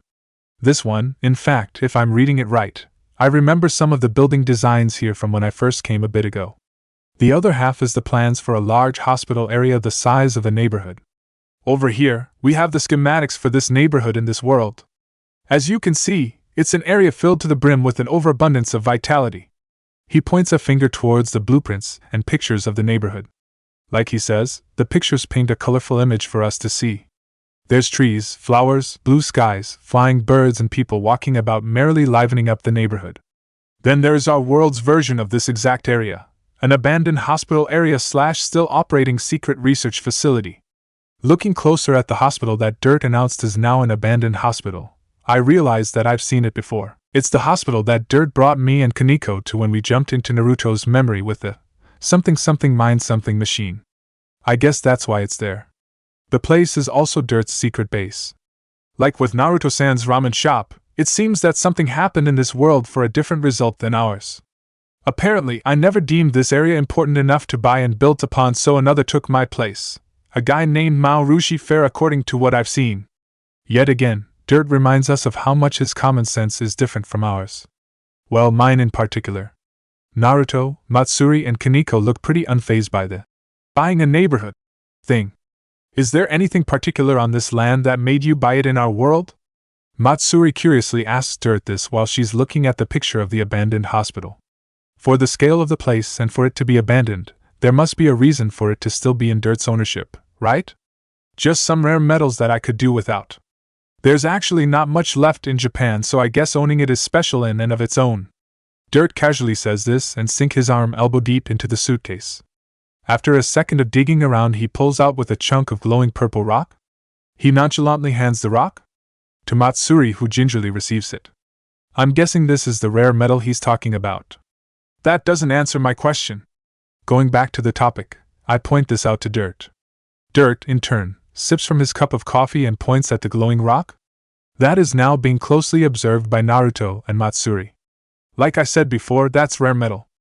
I can do without it, but I can also do with it. I flick up an eyebrow at the middle-aged man's response. So you bought this mansion in order to hoard up the precious metal, yes?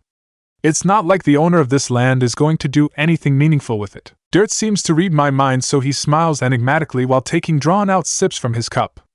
A bad liar and a hoarder, it's good to know that a large chunk of Japan's economy is being put to a good cause. Alright, what about the acting thing? Kaneko sets down her plate of food and looks me in the eyes with a tense gaze. More fame equals more snacks. Fame equals. Did she use all the money that Naruto gave her with the card? Because I get the feeling that she wasted all the money that Naruto gave her from him selling the original Ramen Days idea to our world's Matub. Oh, Kaneko-chan, there was a figure with 6 digits in that card that was handed to you. Just how much did you eat for your snacks? Where does all that food go? I look back to the table to see that the mountain of food I bought before has now become a mediocre crater. Seriously, Kaneko-chan, where do you put it? Quiet. Gah? I get a glowing purple rock thrown at my face for asking that very meaningful question. Before impact, I saw Kaneko's face lightly blushing. Hey, if you're conscious of it, don't do it. I know for a fact that you're only eating so much for taste enjoyment. If it's for your growth, then I don't see it because I see nothing about you that's growing, not even your stomach. Kaneko-chan's questionable diet aside, Issei, have a look at this. Naruto hands me the script that he and Dirt were working on earlier and slides over an open laptop. I take a look at the laptop first to see an open video file. I press play. Dun dun dun dun dun dun. In this world where humankind thrives as the dominant species within the land, there is a gap between the 3 types of humans. There are those who cook for themselves. There are those who cook for others. There are those who do neither. Within this world full of turmoil, only those who are self-sufficient are the ones who can be said to be successful in life. Yet those who aren't will argue otherwise. In the end, who is right? Who is wrong? I, Dirty Ramen, am obviously right. My instant ramen, with its convenience. I start to mess with the time and watch the majority of the video by skipping through. Once I get to the end, a 90 seconds music clip plays, finishing with the title screen. Ramen Days. If I remember correctly, this was the premiere episode for the show. Ramen Days. That aired after Naruto sold the idea. I quizzically look in Dirt and Naruto to see if I'm missing anything, but they just gesture towards the script. I take the stack of paper and skim through it. After 2 pages, I pause and go back to read from the beginning, only more carefully. I then play the video again at a certain time and read along using the script. It matched written word for video action word. Hey, why are you 2 rewriting the plot of Ramen Days for your script for Ramen Days? Because it's free. Because I like the idea. Dirt was the first one to answer and Naruto was the second. Of course, I've already seen through their answers already, but I still felt the need to ask. It's a part of what I'd like to call my common sense to ask. Why? Because there's almost no repercussion in not doing this and because we're going to get a ton of money if it works. Yeah, I figured as much. They've probably figured that I've figured as well since that reply sounded very well rehearsed. I look at Kaneko and Matsuri with a raised eyebrow. Kaneko was looking wistfully at her diminished plate of snacks. Matsuri is sipping her tea with an impassive smile. For money, for snacks, and for Naruto's amusement, that's basically all that it takes for this group to ignore their common sense. I sigh. Yeah, sure. How are we doing this? I'm not any better though. I'm in this so that I can fund my growing porn collection. If anything, I'm the one who's probably the most deviant in the group. Dirt and Naruto smiled widely and welcomed me into their fold with open arms. My common sense seems to cry. Chapter 13. I will be coming over now, is that okay? Yes. I am already at home. Please come over at any time, at your convenience, Kaneko-san. I will be there in 10 minutes, okay. Matsuri-senpai is preparing some snacks for you. Is there anything else that you would need for the contract-making process? No. I only need my phone, okay. Be safe, Kaneko-san. I will. I stare at the screen of my phone for a stretched moment before I get up my seat in my class and walk out. I switch text recipient and message my master to let her know that I'm going to Ryudo Seiko's house. She knows what I'm doing already, but it's good to have a confirmation. As I near the school's entrance, I receive a text from IC-senpai asking if I wanted him to come with me. I honestly considered the offer and reply back that I didn't need the help right now. Since Ryudo Seiko is so much of an unknown existence, nothing could be concluded in yesterday's meeting.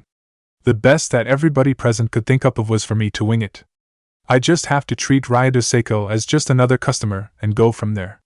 If anything strange or disturbing comes up and I notice, I should report to my master so that we can formulate a plan from there.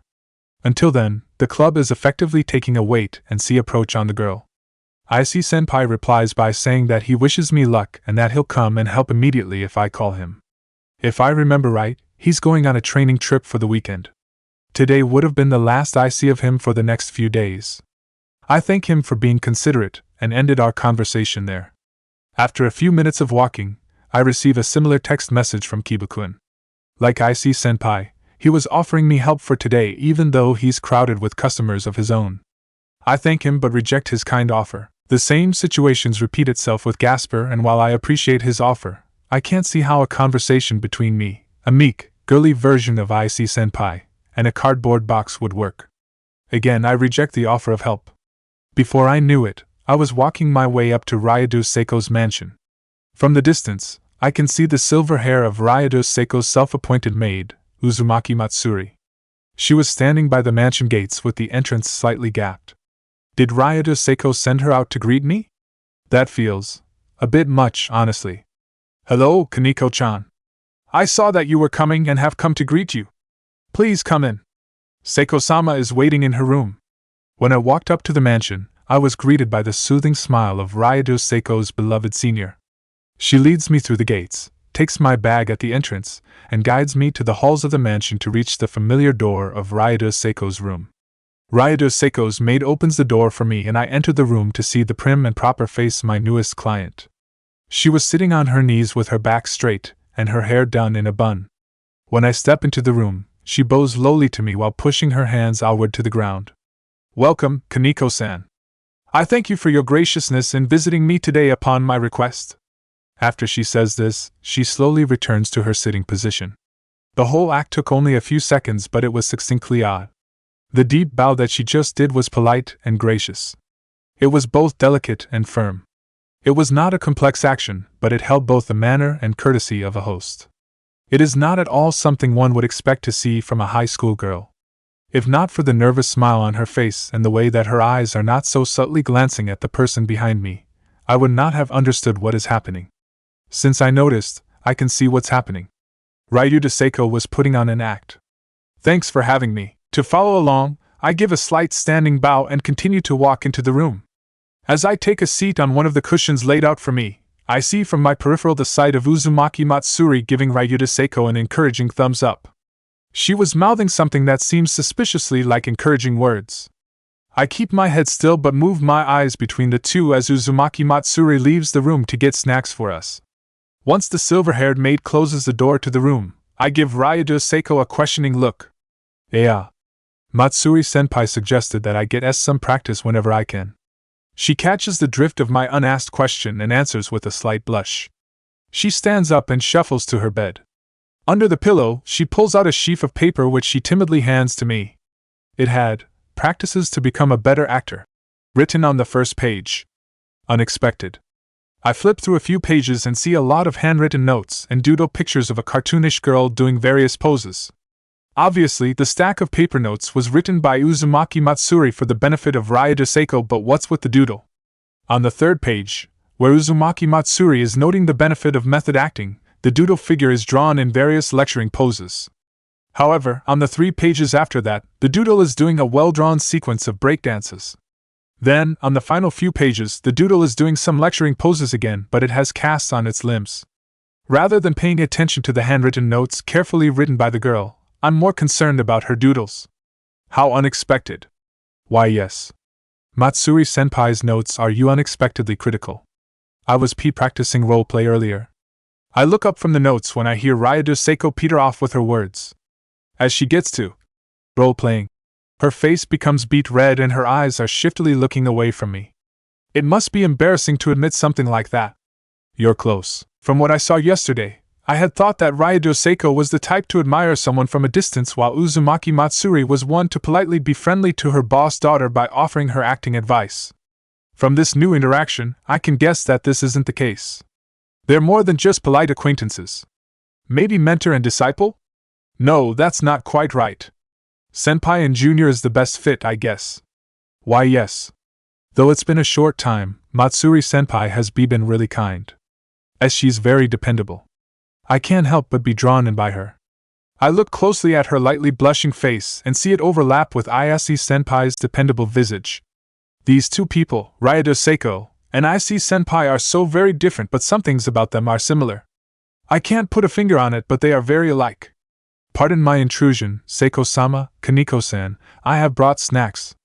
We were broken from out reverie by Uzumaki Seiko. After knocking on the door, she pushes in with a cart of snacks.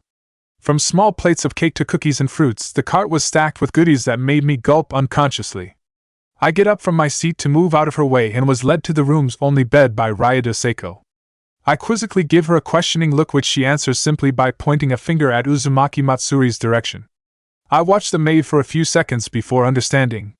Like a stage magician, Uzumaki Matsuri prepares a table and seats for the lavage snacks from out of nowhere. I blink in surprise and look to where she'd pulled the table out from. It was the cart. All I see is snacks, but the maid definitely made the motion to pull the table out from the cart. Please have a sip, Kaneko-san. Be careful, the tea is still hot. My eyes move back to Uzumaki Matsuri as she pulls a teapot away from a teacup. I blink. The teacup is in my hand. I am holding a teacup. When did I get this teacup? I was standing next to Ryudo Seiko, but now I'm holding a teacup. I turn around to see the bed I was just standing by. It's over there and I'm over here. I'm at the table. Please try some cake, Kaneko-san. I'm sure it'll fit your taste. Again, the sound of Uzumaki Matsuri's voice lure my attention back to her, and I see a plate of half-finished cake from my peripheral vision.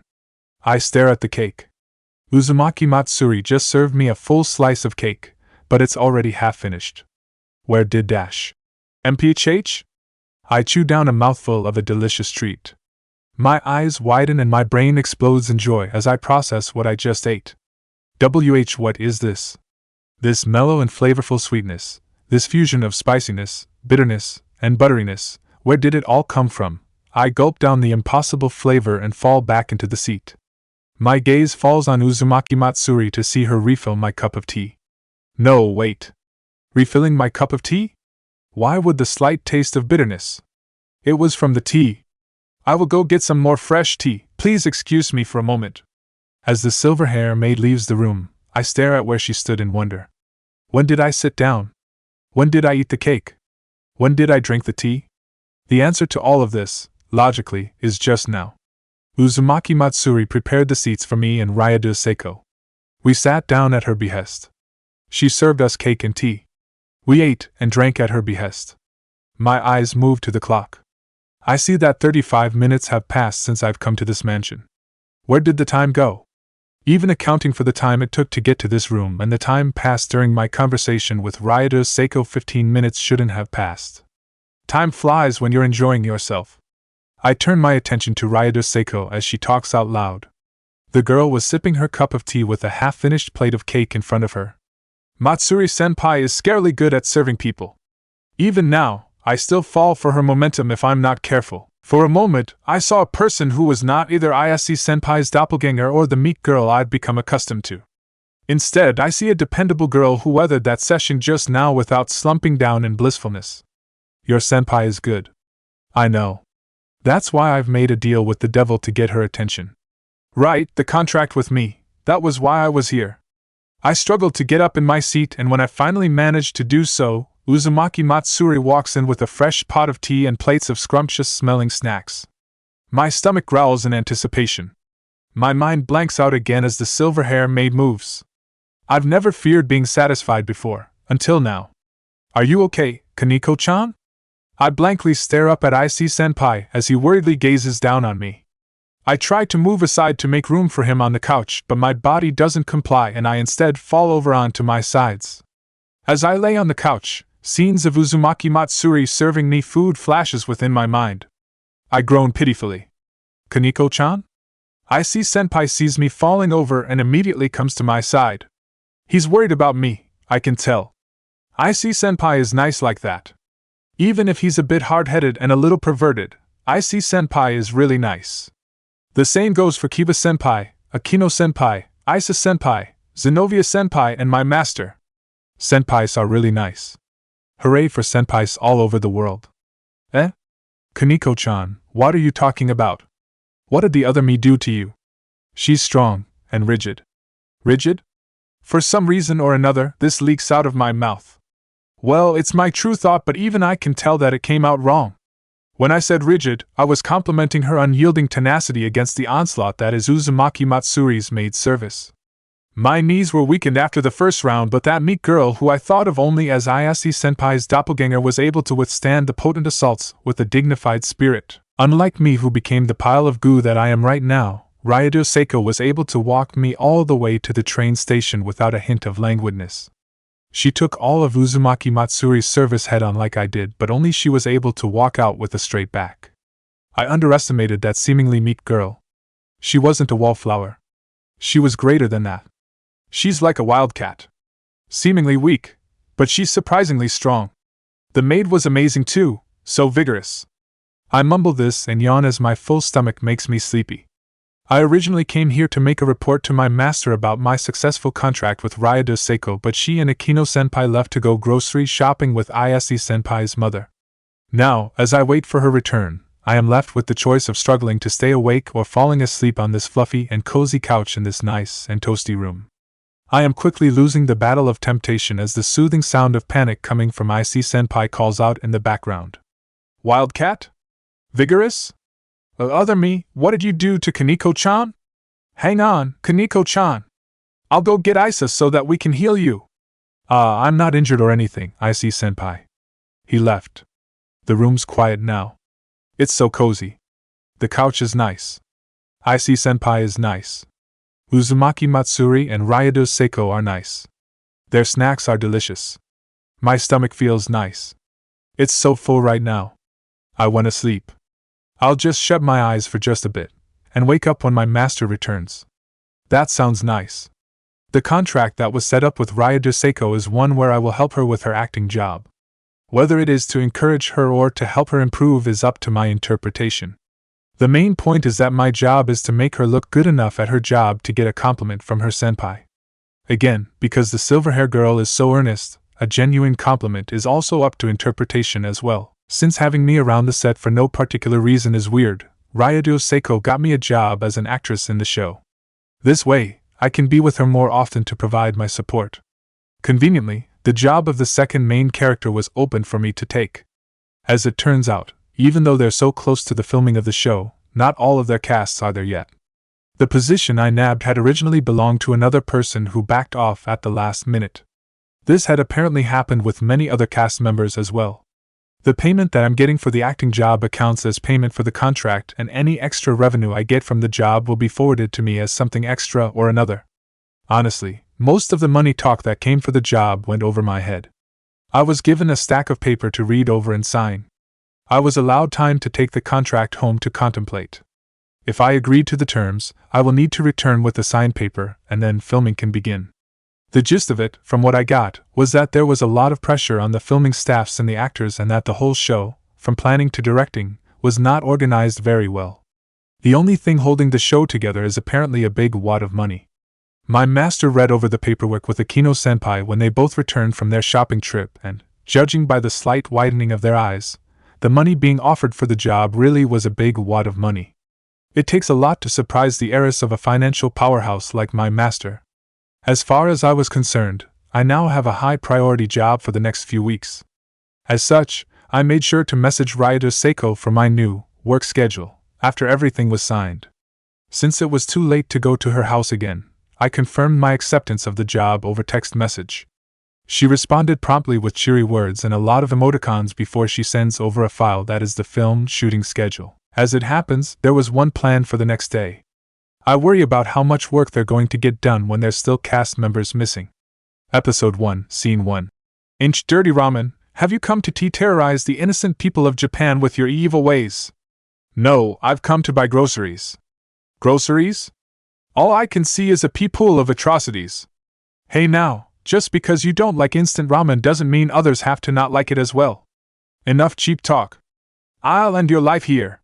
Or can we at least take this outside? We're holding up the line.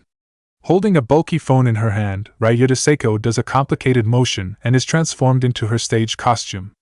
In the Power Ranger-esque guise of Ramen Rider Red, she lunges forward at the dandy middle-aged man she called Dirty Ramen.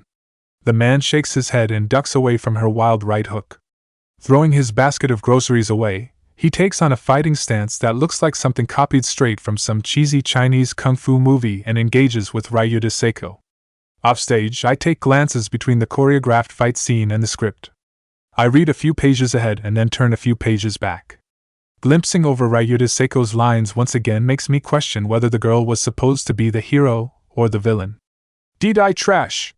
Become waste that fertilizes the wheat for my homemade ramen? I would rather not. Your opinions don't matter, instant ramen supporting ass scum. Yes, lines like this are scattered all over the meek girl's dialogue. There are many questions that I want to ask, starting with, how sane was the writer for this script? And, this is a kid's show, right? 2. Why would you cast Ryudo Seiko for this? And, Ryudo Seiko knows kung fu? These questions, unfortunately, will never be answered since I do not have the motivation to ask the directors.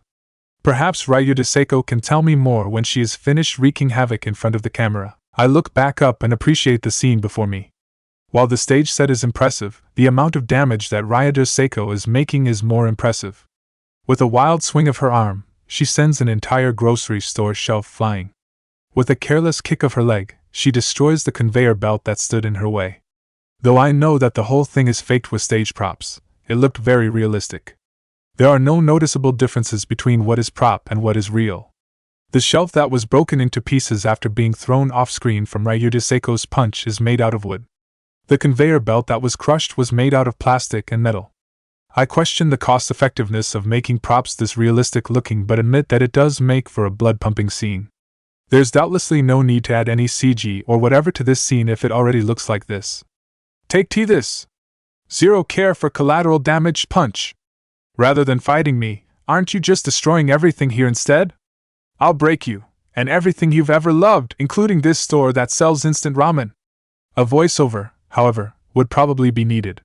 Unless script the writers want to portray the hero as some sort of instant ramen racist who has a knack for causing collateral damage, Ryudo Seiko's lines are definitely off-putting. The image of a demure wallflower, the flaming personality of a violent bigot, the body of a frail young woman, and the domineering might akin to that of a rampaging bull in a china shop. Was this the thing that Rias has called gap mo?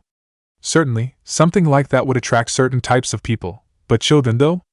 And cut! Perfect shot, people! That was a wonderful scene! Take a 30 minutes break and we'll return to stage 4 for the next bit.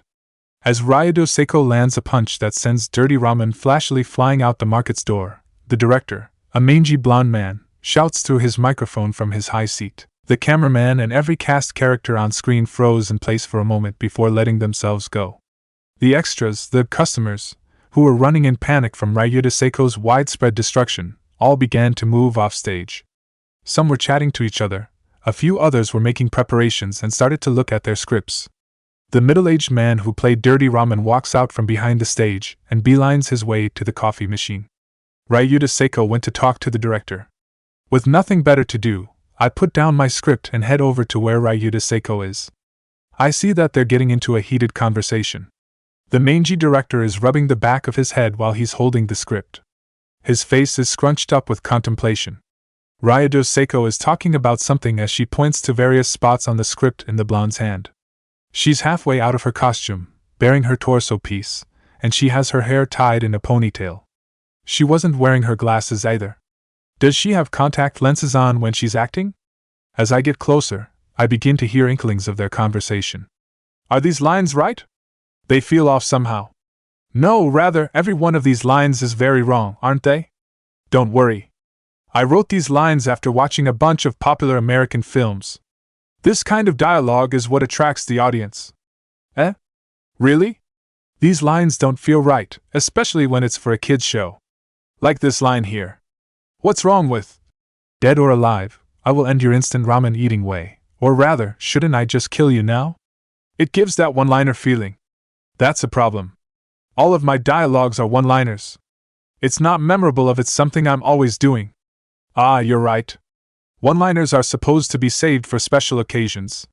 I need to be shrewd when using it so that it can have a bigger impact. Right? I think we should lower my dialogue's intensity and let it blow in one go. That could work, yeah? Rather than portray the character as a ruffian in her hero form, I should bank on the gap between her meek civilian self and her criminal personality against instant ramen. Yeah, that'll introduce a bigger gap for lure in the audiences or something like that. I gotcha. I'll get a new script out by the time of the next shoot. Ryado Seiko had the same questions and objections as I did, but not the same worries. Somehow or another, she gets along really well with this director. Is it because she knows the man, or because of her father's line of work? Either way, the man seems to listen to Ryado Seiko's words and pulls out his phone to call someone. He leaves the girl where she stands and walks off to one of the tents that was set up by the film staffs. This guy's script is ridiculous. I seriously hope he changes it. As I stop behind her, I hear Ryado Seiko whisper this in a quiet voice. Her shoulders slump slightly from what I'm guessing is relief. At this distance, I catch a whiff of her oud scent again. The smell of sweat is dominant, obviously because of the impressive choreographed fight scene that she just did, but the scent of ramen and dragon still lingers around her. Neither of the two other scents makes sense to me, and I felt that it was an odd thing to ask her about. Instead, I picked up on a more approachable topic. He seems nice. Ryado Seiko's shoulders jolt up when I voice myself, and she turns around in a hurry.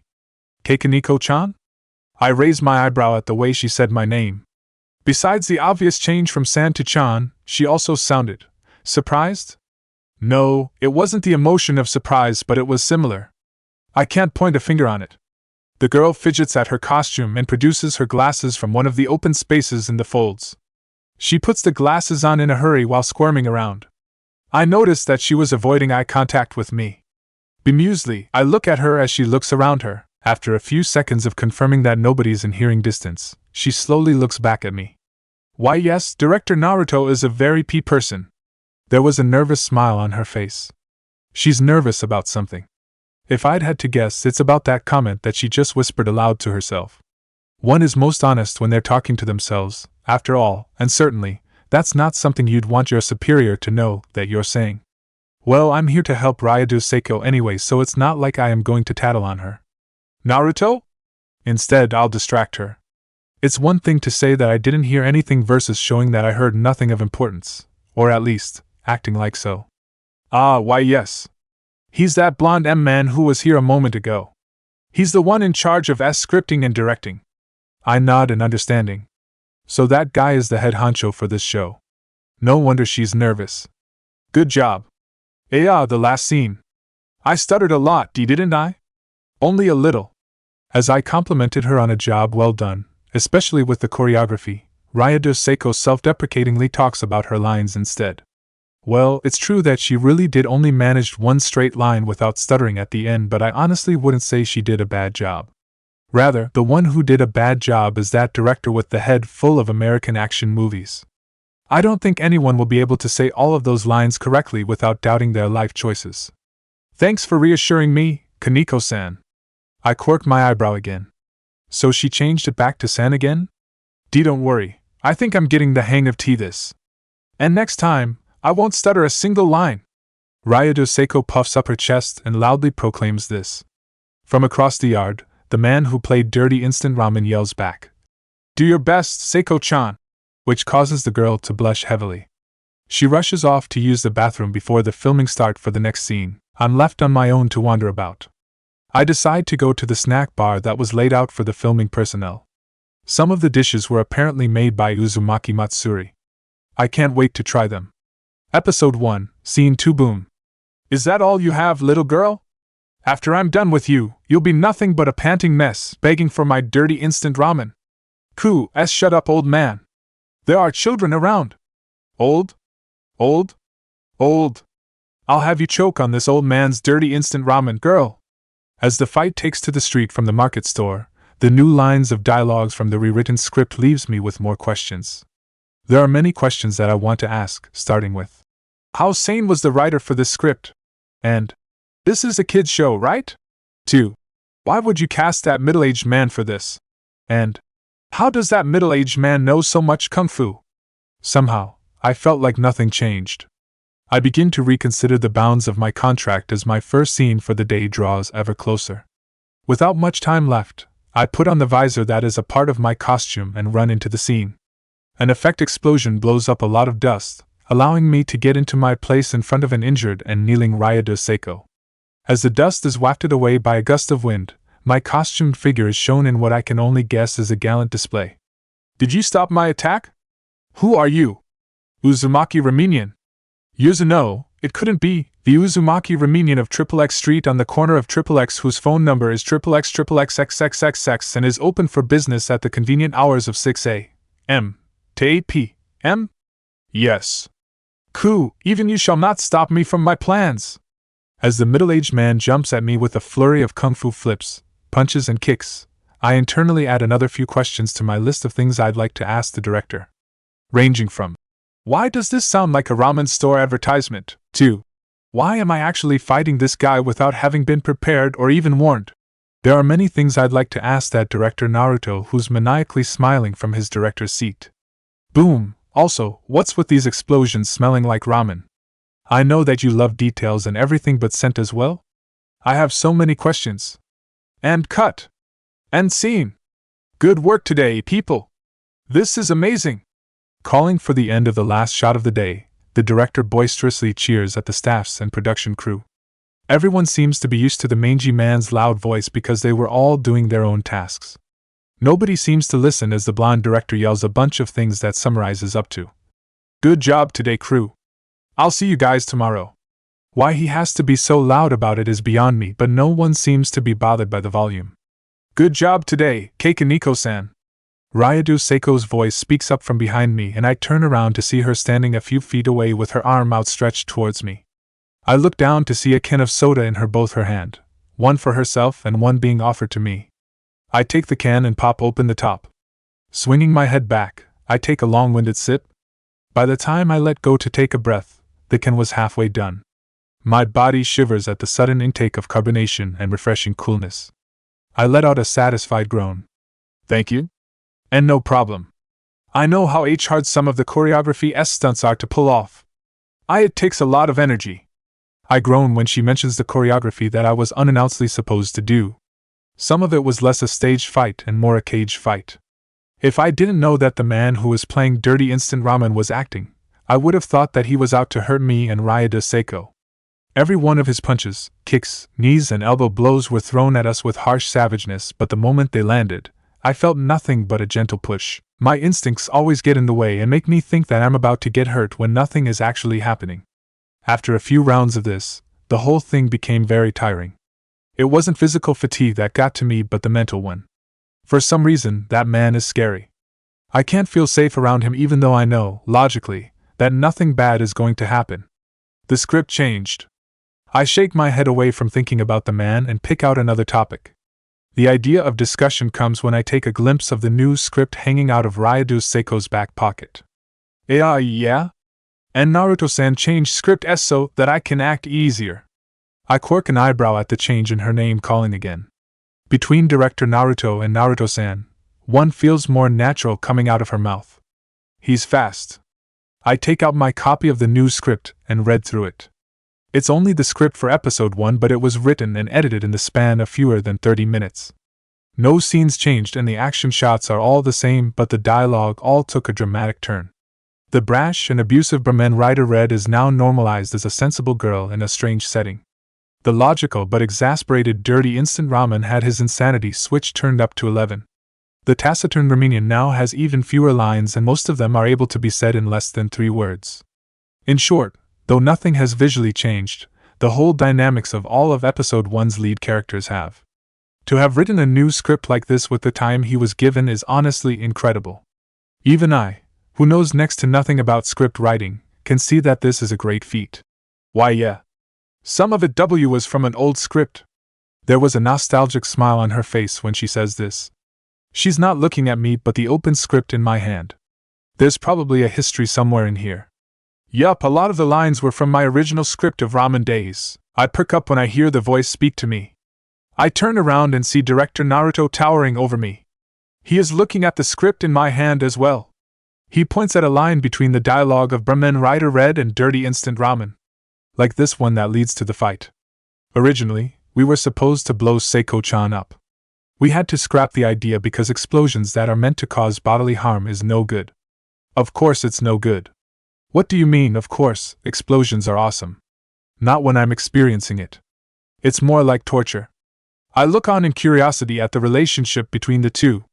It was kind of obvious from the conversation that I overheard before, but it seems like Ryudo Seiko is quite close to the blonde director. They're on a casual speaking term with each other, and Ryudo Seiko does not stutter on her words around him.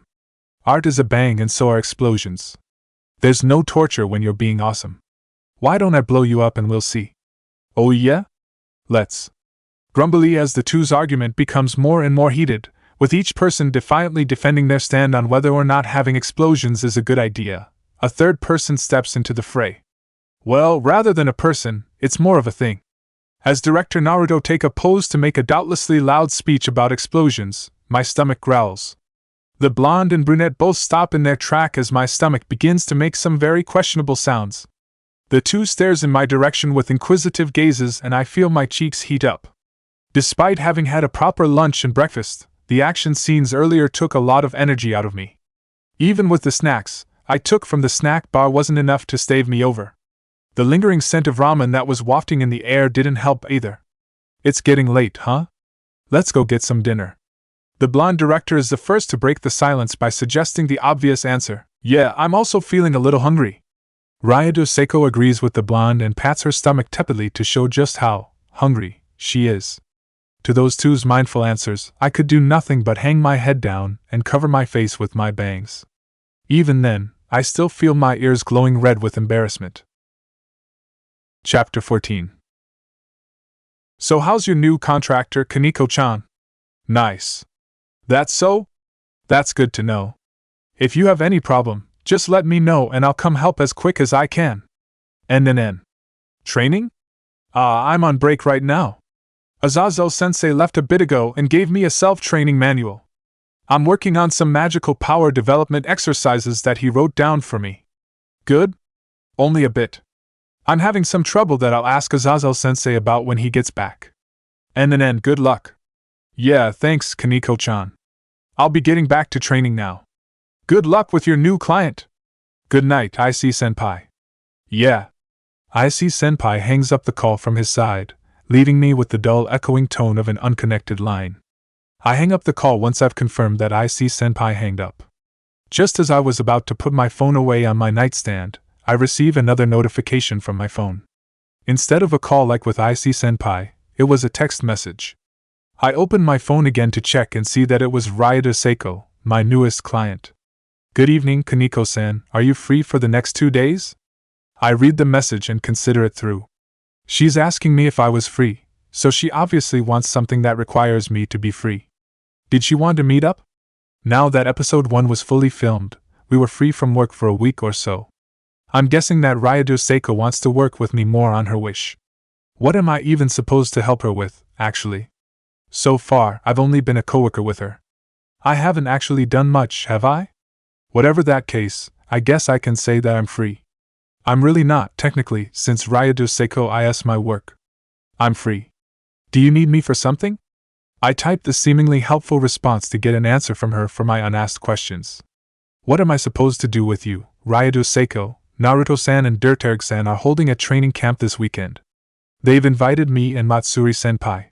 Do you want to come as well? Training camp, what for? To defeat the great demon king, Luciferman? It's mainly to work on the choreography movements for the next episode. Like episode 1, episode 2 will be a bit action-packed. Since you already know how to do the action scenes, you don't need to come if you're busy. I only think that it'll help a bit if you know what will happen. Not that I know much about fighting though. I'm sure that you'll do dash. This following message explains a lot. Actually, it explains too much. I'm curious. How does Ryudo Seiko text so fast? I've stopped reading a while ago and am just scrolling down the text. It just keeps on going. I'm honestly amazed at how she can tangent so politely. When I got to the end of the message, I immediately typed my response before she sends another paragraph. I'll go. There was a second of pause before a message replies to my reply. Really? Okay, I'll tell Naruto-san.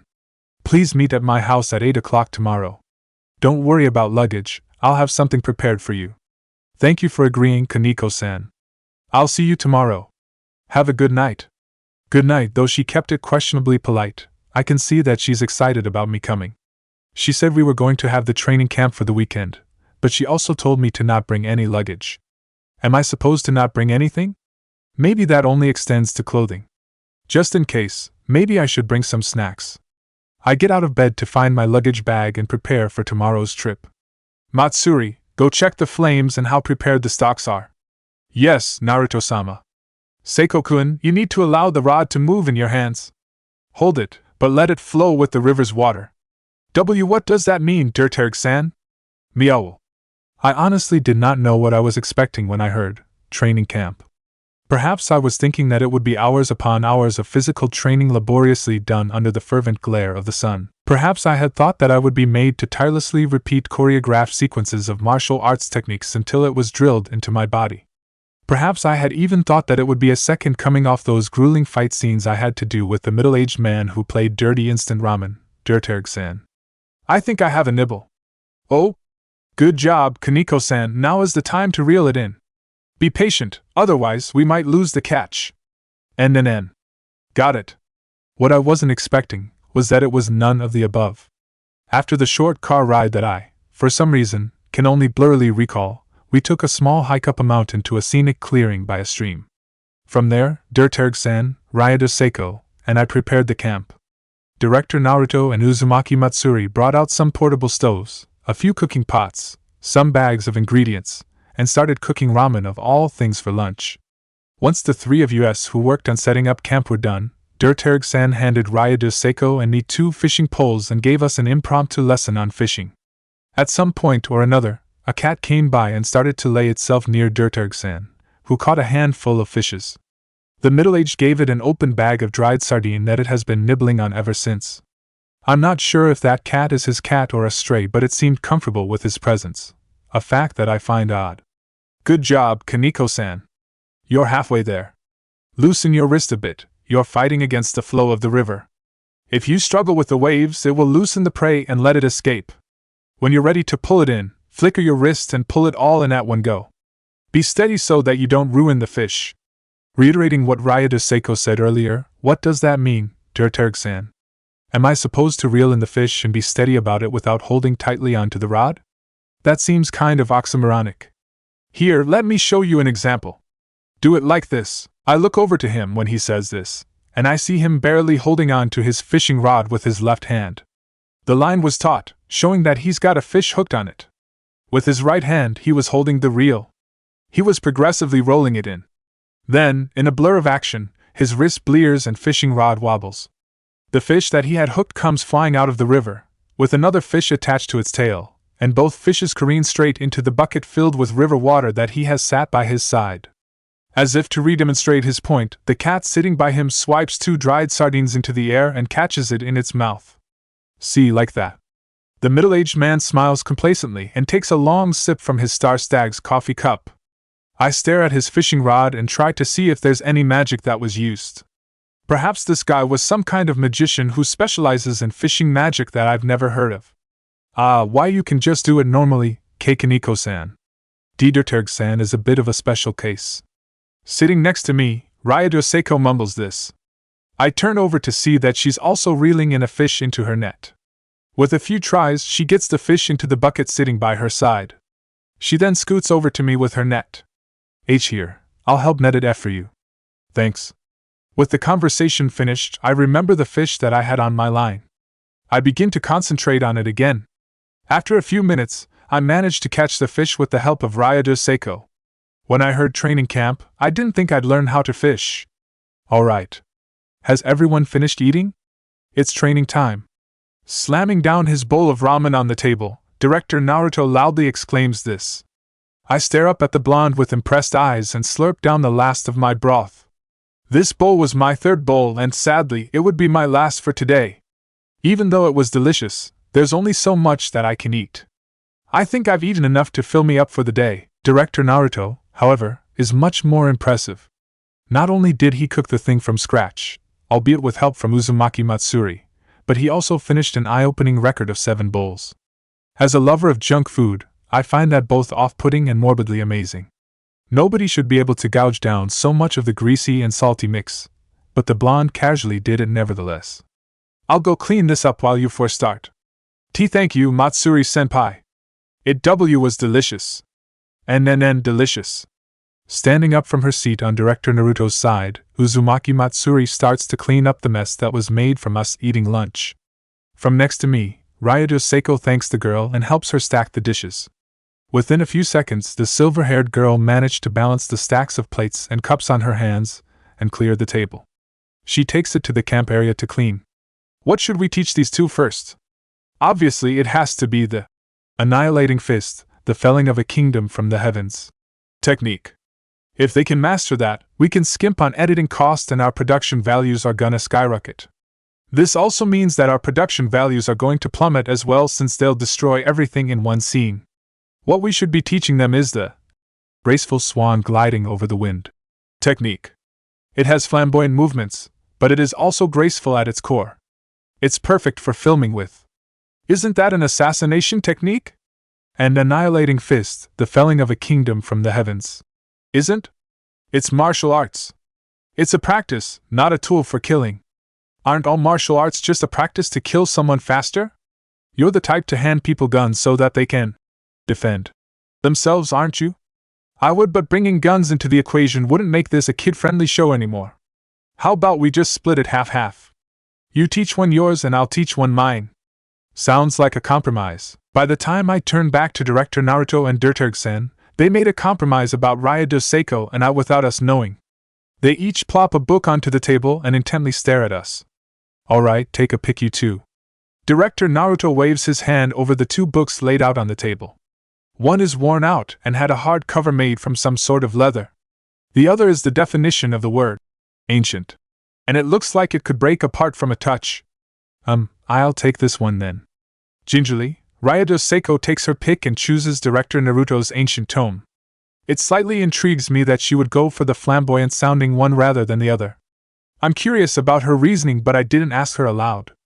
I'm here to support her anyway, whatever that means. I'll pick this one.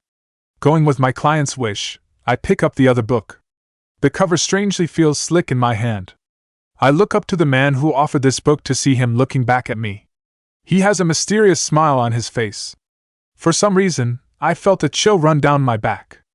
I honestly did not know what I was expecting when I heard training camp.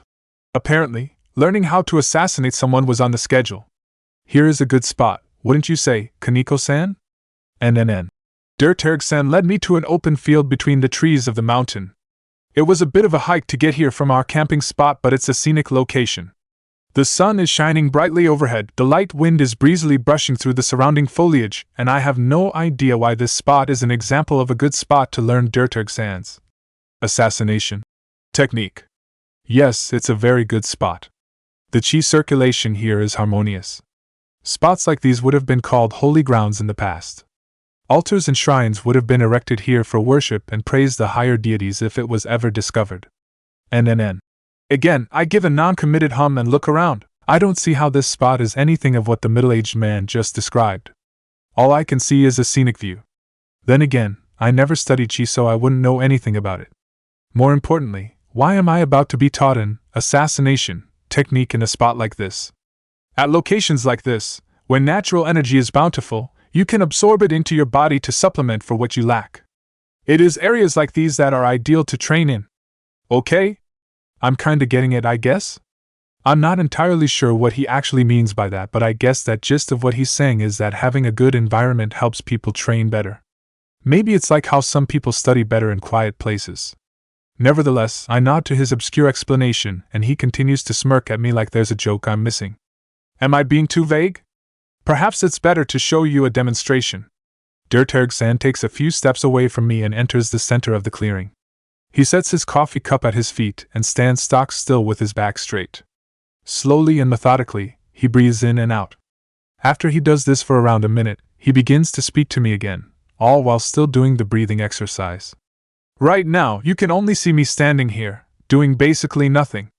I'm just breathing loudly and I'm talking to you. He's not wrong. That really is all that I see him doing. I tilt my head to see if there's anything special that I should be paying attention to, but there's nothing that catches my attention. The field is still a field. It's not becoming some mystical space that boosts martial arts prowess. Dirterg-san is still Dirterg-san, and all he's doing is some deep breathing exercise. As far as I can tell, he's basically doing nothing. Now you see me doing a slow movement exercise that might remind you of Tai Chi. I am still breathing slowly, and I am still talking to you. Okay, he's now moving slowly to take random poses that I've seen in my master's anime. The slowness kind of reminds me of Tai Chi, but not really, especially when the end result of each slow movement is a pose that nobody would make in any serious context. Again, I still can't see what's so special about any of this. At this moment, you're thinking that I'm not doing anything special, but I am. I will now use the environment as a part of this act. In a moment you will say, "What?" and I will say, "Dash." As he is in the middle of slowly bringing his hand down in a wide arc, a strong gust of wind blows through the field. I lean away and squint my eyes for a second as the gust passes by. Dirterg-san talks through it all like he didn't notice the strong breeze blasting by his face. When it subsides, Dirterg-san's voice teeters off. I look back at him and see no one there. I blink and look around. He's not in the field anymore. You're already dead. His voice whispers into my ear and I felt his presence behind me. I whip myself around and catch sight of him finishing his previous movement. His arm slowly comes down from a wide arc. His hand was distanced in such a way that it just barely brushes by my face. A single index finger points out and pokes me on my nose. Boop. The only thing I could say was the first thing that came to my mind. What? After an explanation in codes and a lesson in how to use the graceful swan gliding over the wind technique in riddles, I begin to decode the things that Dirterg-san was speaking about. Essentially, the whole thing is a big farce followed by an exactly precise and fatal blow. In essence, it is to hit hard while the enemy is distracted. He chose the field because it had an open space which allowed him free movement.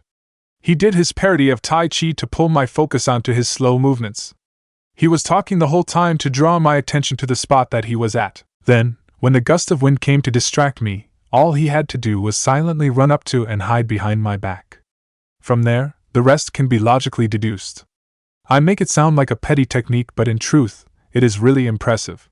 He snuck silently to my side without me knowing, he pulled me into a trance without my notice. He calculated for a gust of wind that he had no control over, and he did that all in a few seconds of the whole event actually happening.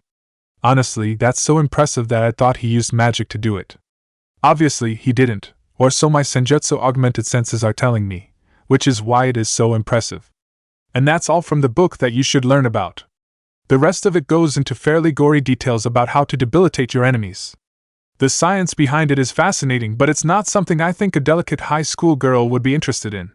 As he finishes a section on the book that he gave me, I could do nothing but nod along.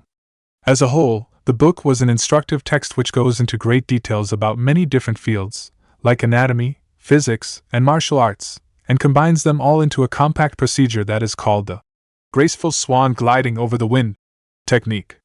Though it was a crash course that was given to me, I still managed to learn a lot out of it. If given the time, I am sure that I can learn a lot more from this book as well. Still, one question irks at me in the back of my mind. Why am I learning an assassination technique? It's mostly because you have a boxing type of fighting style, and I wanted to get you to be more active with your limbs. Without my notice, the question left my mouth and Dirterg-san answers promptly. I blink in surprise when he mentions that I know boxing. Did he figure it out from when we did the last recording? Here, watch this video from our last recording. Dirturg-san pulls his phone out of his pocket and shows me a video. It is a recording of one of the fighting scenes. It looks edited and very crisp as the action scene plays itself out.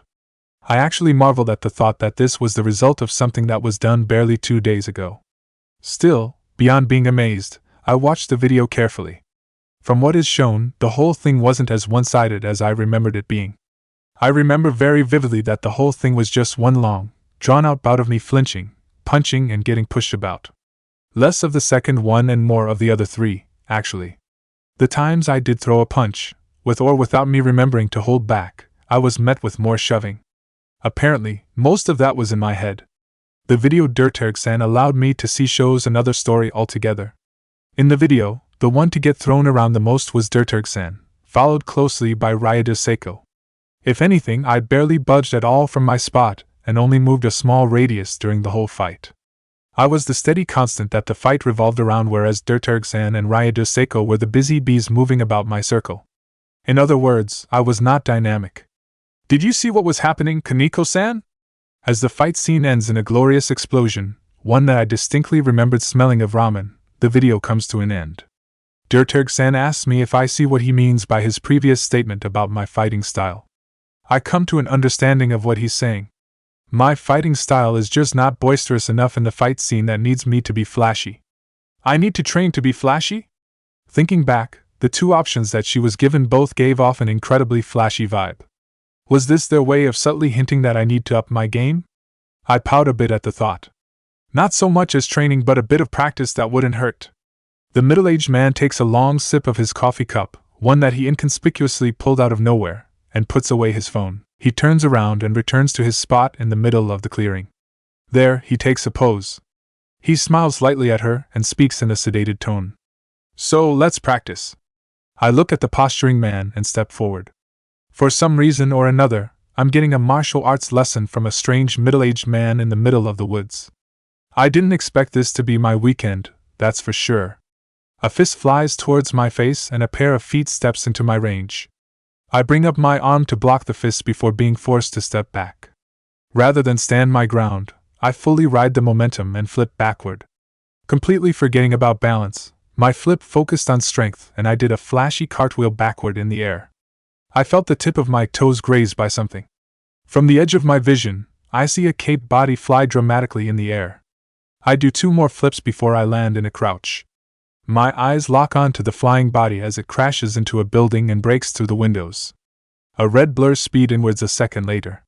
I lean forward from my crouch to take on a sprinter's 4-point stance and push forward. Since I did not have a starting block, the act of doing this had minimal effects, but the effect explosion that blew up some dust definitely made it look cinematic. Probably. As I near the broken window, I catch a glimpse of the caped figure suplexing a red figure. I jump in the air, twirl once, and stick out my left leg while keeping my right folded to my body. Riding my dash's initial propulsion, I enter the building with a dynamic entry. My body flies freely through the air as my foot is propelled towards the caped figure. However, even with his back turned, the man seemed to have seen my action as he moves his body aside at the last second and sidesteps me. With a flap of his cape, like a matador, he lets me slip by. Seeing that my attack was ineffective, I twist my center of gravity so that I could land lightly on the wall behind the caped man. I glare at him, as he flashily waves his cape about. That reaction was almost uncanny. It reminded me of the movements of those heroes. The man turns his face and meets my eye. He raises his eyebrow to ask me a silent question. I shake my head of the train of thought I was following and flex my legs.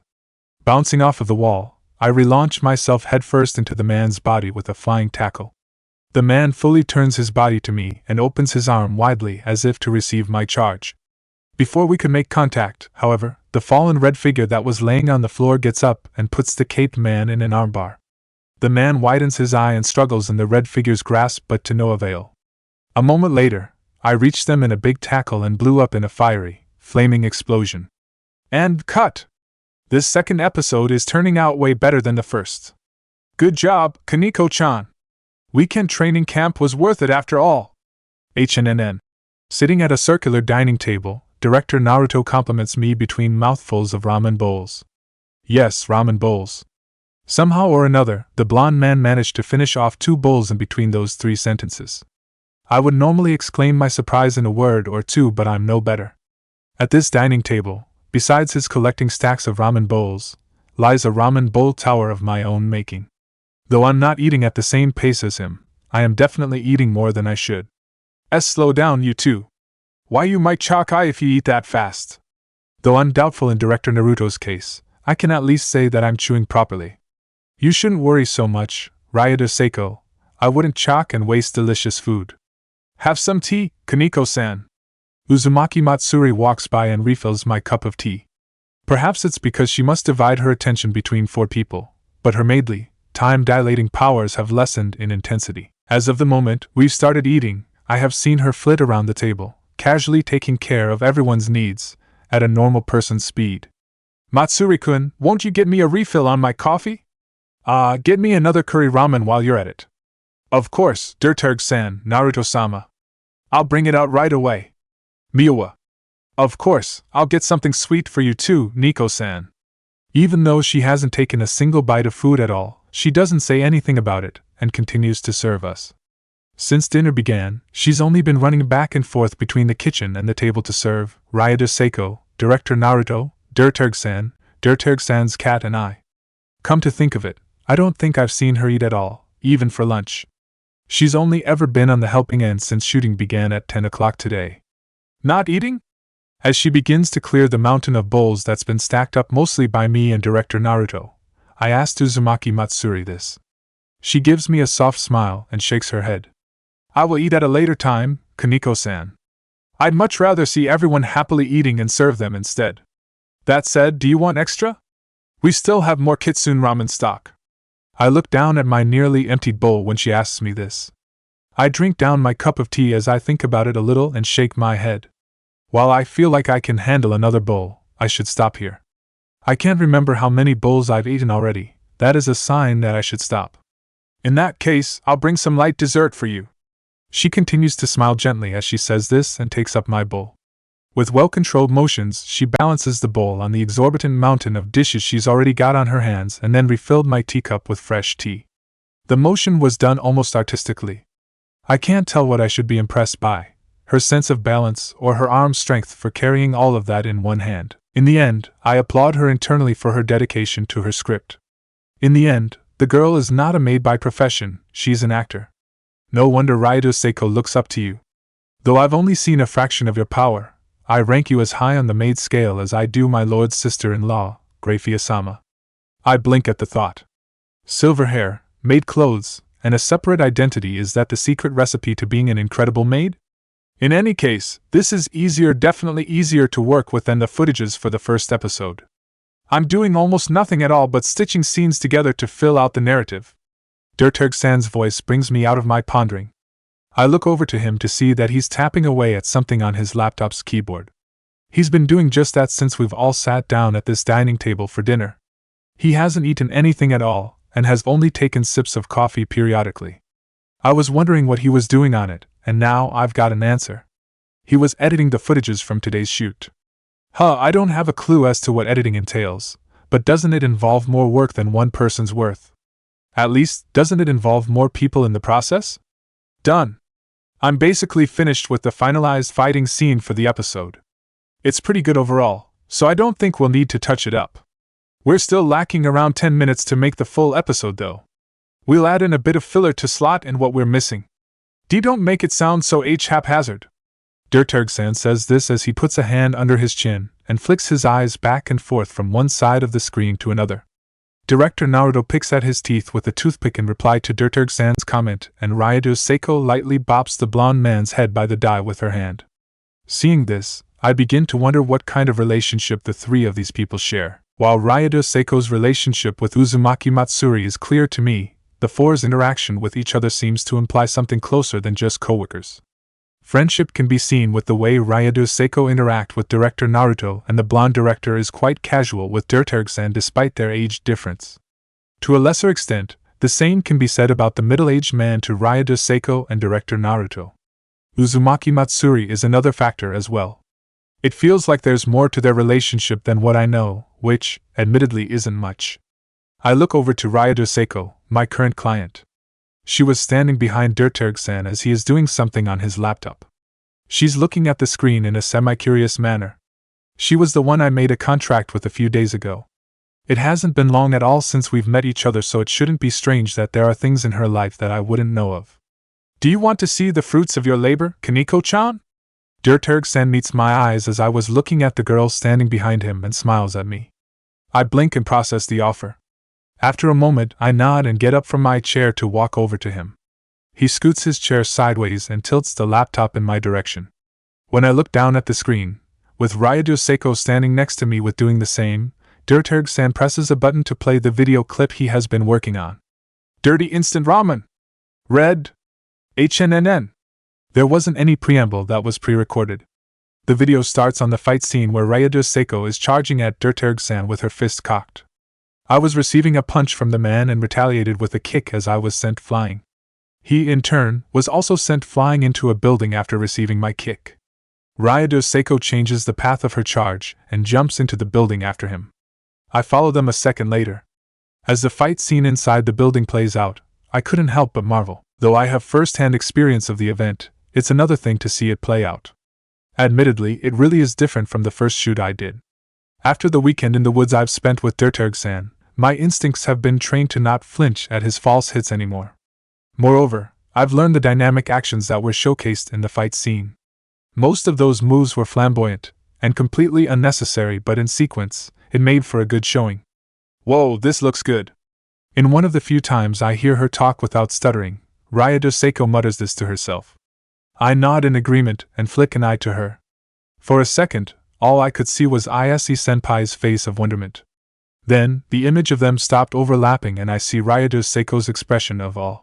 Her expression reminded me of Ise-senpai's face when Azazel-sensei showed him the Power Ranger, Oppai Dragon, show. Without her longer hair, her glasses or her light makeup, the expression would be exactly alike. The similarity is amazing, no matter how I look at it. It looks pretty good, Dirt.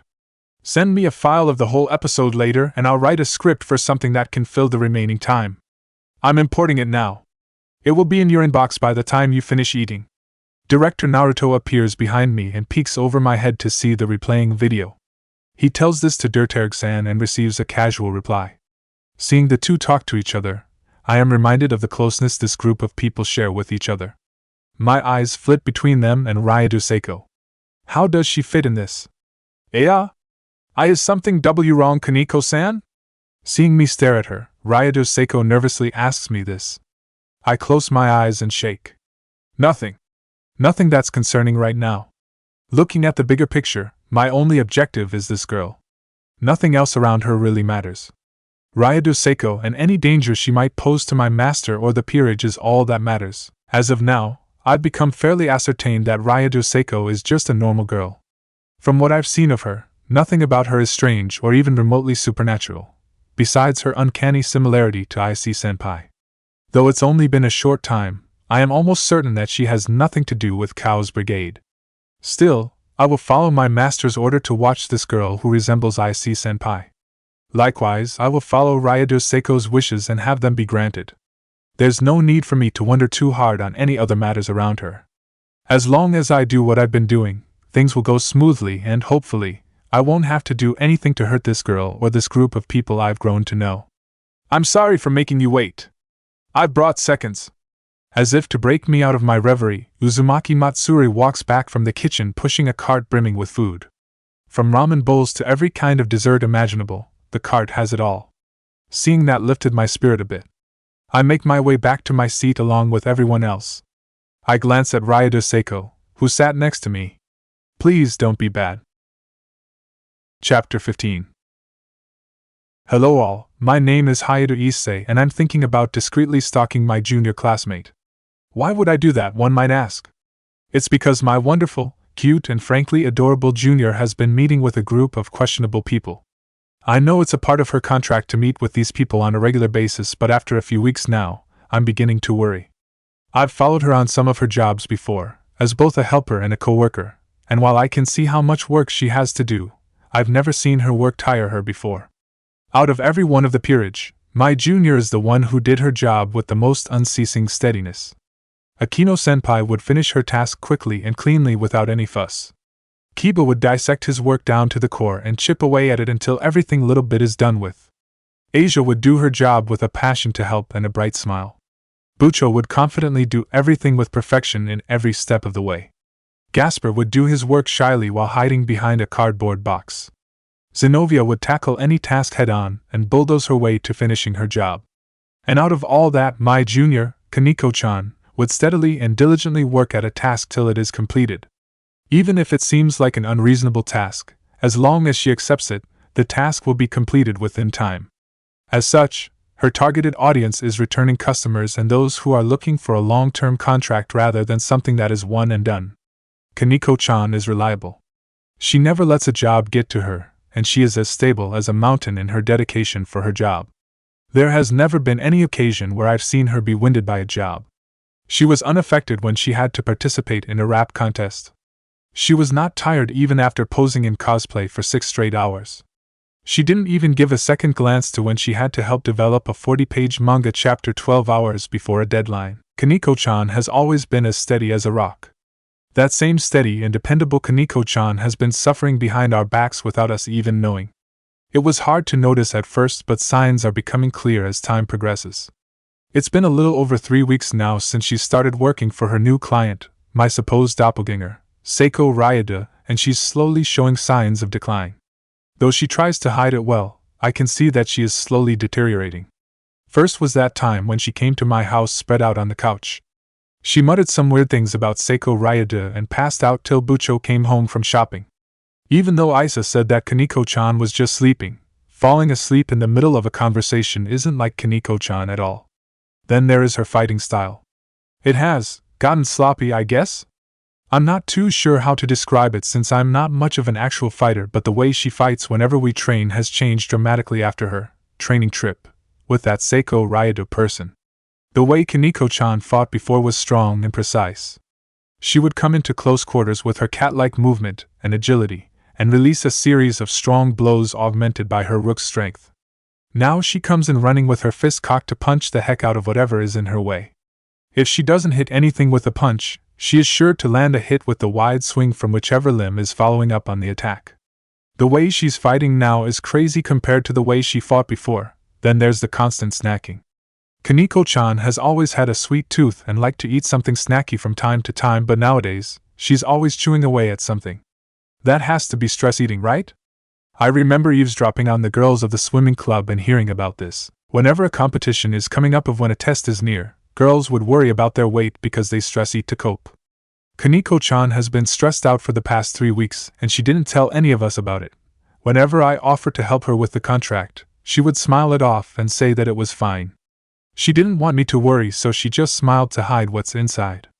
In the first 2 weeks, I believed her too. I'm such a crappy senpai for not noticing earlier. Kaneko-chan's client is someone who was described as my doppelganger.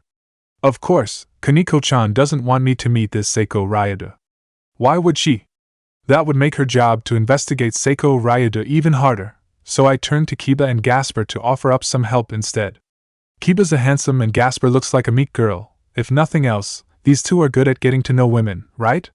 That's what I thought till the both of them came back saying that Kaneko-chan refused their offer to help as well. Why? You don't have to do this all alone, Kaneko-chan. Though investigating my doppelganger is important and everything, you don't need to shoulder that job all alone, Kaneko-chan. I want to help as well. This involves me, so I should do something about it, too, right? It's decided. I will stalk Kaneko-chan if I have to. I'll help her out from the shadows if I have to. The next morning, I called in sick for school and left the house early before anyone got up to question me. Under the dawn of the morning sun, I pedaled my bike towards my doppelganger's house. I didn't have much of a plan to help Kaneko-chan right now, so the first thing I should do is gain knowledge. The reason I know the general area where my doppelganger lives is because Kaneko-chan once asked me to pick her up at the nearby train station.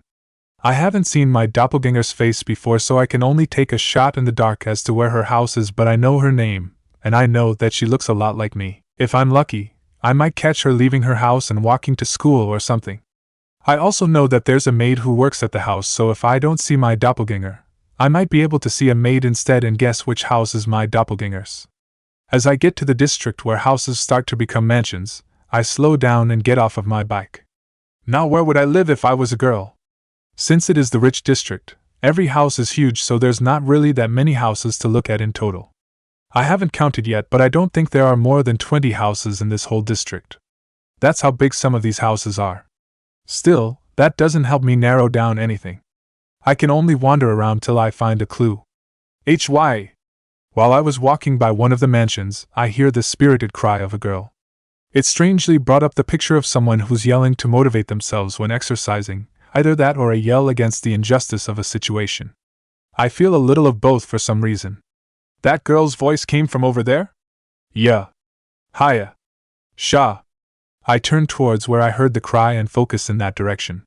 Though it was faint, I begin to hear less noticeable cries of exertion from the house I'm facing. I walk my bike over to a nearby tree and lean it against the trunk. Afterward, I jump up to grab a branch so that I can pull myself up. I climb up the tree until I got onto a strong branch that lets me see into the front yard of the house. There, I see two people fighting with their fists. One was a girl wearing a red Power Ranger-like costume. The other is a middle-aged man wearing a prim suit with a cape draped over his shoulders. The red Power Ranger was making wild swings to punch at the man while he dodges with minimal movement. If it wasn't for how well each swing connects to the next, I would have had trouble seeing this as anything but a brawl. The Power Ranger's attacks are too coordinated to be brawling attacks, though. A wild swing of the arm is turned into the momentum of a kick, which in turn becomes another punch from a completely different angle. Each move holds the momentum of the last, and the body is always in motion. Each attack is launched at the man with deadly precision, and any of those attacks, if landed correctly, would do a lot of damage. With the way the Power Ranger was moving, the man didn't block. Rather, he couldn't block. If he blocked even one attack, that attack will become the springboard for the next attack. The man only has the options of dodging or counter-attacking. And immediately when I thought that, the middle-aged man closes in from his comfortable dodging length into the Power Ranger's personal space. Caught by surprise, the wild swing that was being brought down is swept aside by the man.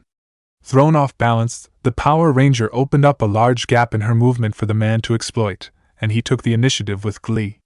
With a strong palm strike to the Power Ranger's stomach, the man sends the Power Ranger flying into the air. The Power Ranger stays airborne for a few seconds before landing on the ground with a painful thud. The Power Ranger's body rolls on in the grass for another second before coming to a stop. The helmet falls off mid-roll to let loose long strands of brunette hair. Ouch. Dirk, you broke something. You can't break internal organs, Seiko-kun, only rupture them. Pretty sure I'm internally bleeding.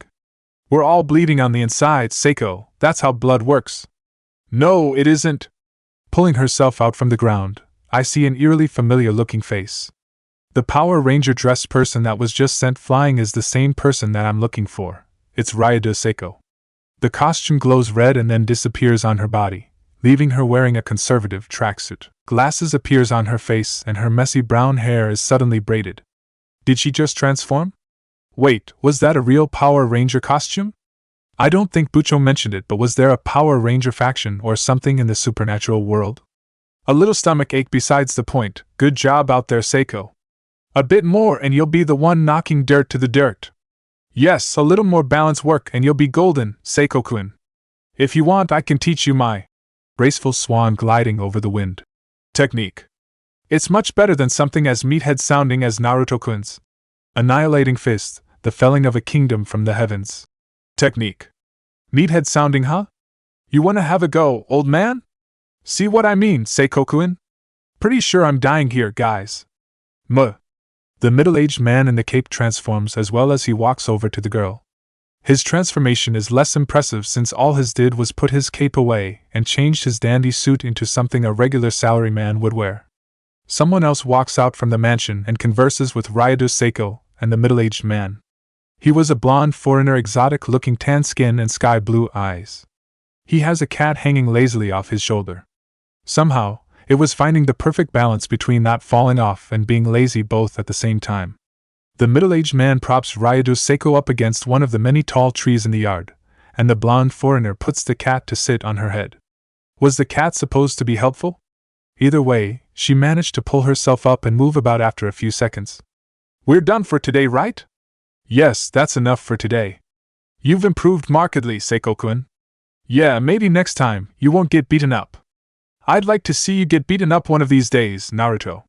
The girl who has my face scowls and says this to the blonde as she's slowly spinning her arms in a circle. The foreigner flicks up his eyebrows and puts on a cocky smile. It's gonna take more than you and dirt to bring me down, Seiko. Oh? Now I'm curious, would you like to spar, Naruto-kun? The mansion won't survive the awesome moves I can throw out. By awesome moves, do you mean high explosives? Gotta use whatever tool is in your hand. Remember that, Seiko. That's another lesson in the annihilating fist, the felling of a kingdom from the heavens technique. I feel like you're making things up as you go. Whatever, I'm going to take a shower. As she does a final stretch, my doppelganger waves at the two men and heads to the door connecting the front yard to the mansion. Hurry then, Matsuri's almost finished with breakfast. I'll be in the kitchen brewing a fresh pot if you need me. Alright, see you guys later. The middle-aged man picks up his coffee cup and leaves to head to the front door. The blonde goes another way, and my target, Ryota Seiko, heads inside the house. As she holds the door to walk in, however, she turns my way and looks in my direction. OSH, did she see me? No, wait, she was probably looking at something else. Her eyes didn't stay on the tree that I'm on, and she's looking around the yard too. Is she seeing if she dropped anything?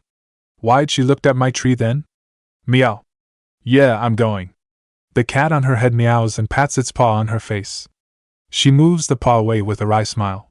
She gives one last look around and walks into the mansion. As she closes the door, I take one last look at her and try to memorize what she looks like. Once the front yard has been vacated, I jump down from the tree and hop onto my bike. I pedal my way to Ko Academy while trying to remember the girl who had my face. The girl was either cute or beautiful. If I had to judge her by her appearance, I'd say she's pretty average. Compared to the dandy middle-aged man, or the blonde foreigner, she doesn't stand out at all. The girl didn't have the look of anyone special. I might even call her normal. She seemed somewhat pleasant, and a bit smarter than the average person off the street. If I had to judge her by anything, I'd say she's a 2 out of 10, with 0 being a normal man and 10 being a world-changing individual. Overall, she is a regular person. Yet, because for whatever reason, my attention is glued solely onto her and not those around her. She's tall for a girl but not too tall. Her hair is braided nicely but there are some unkempt areas on the top. Her glasses are hanging off of her nose and look more like a decoration than as a tool she uses to see with. Her clothes are well coordinated but she wears them slovenly. She looks like a well-mannered girl but, well, she's not, and I can't tell why. The more I remember her, the more I notice things being off. It was little but I notice them more and more as I look at her. Her shoulders are a bit broad and her hips aren't well defined. Rather than her skirt hanging off of her hip, it's more like the skirt is hanging from the belt looped around her waist. Though her arms are skinny, her hands are large. Not quite mannish but close in size. For someone who does martial arts as she does, there's no hint of muscle definition. Even though she's sweated a bit from the exercise, it evenly coats the visible part of her arm. There's no tone to her muscles. Her chest has a visible bulge even though she's wearing baggy clothes, so I can say that she probably has some nice Oppai. Even so, she doesn't stand in the manner of those who have a large chest. If anything, her stance doesn't compensate for any extra weight in the front area. Just like how it's strange for someone to not lean forward when wearing a heavy backpack, it's strange that this girl is not leaning her back to compensate for the weight of her respectable Oppai. There's definitely something strange about that girl. I'm telling you, sensei, there's something definitely up with her. When I got to school, lunch break was already starting, so I made my way to Azazel sensei and told him about my bad feelings. I described to him every bit of detail about why I think there's something up with Ryota Seiko. After I finished, he gives me one of those lazy smiles of his. You can keep saying that, but something is strange. Not her standing right even though she has a big chest is not a valid reason, I see. Did you or Drake feel something strange from her? No, not really. Drake?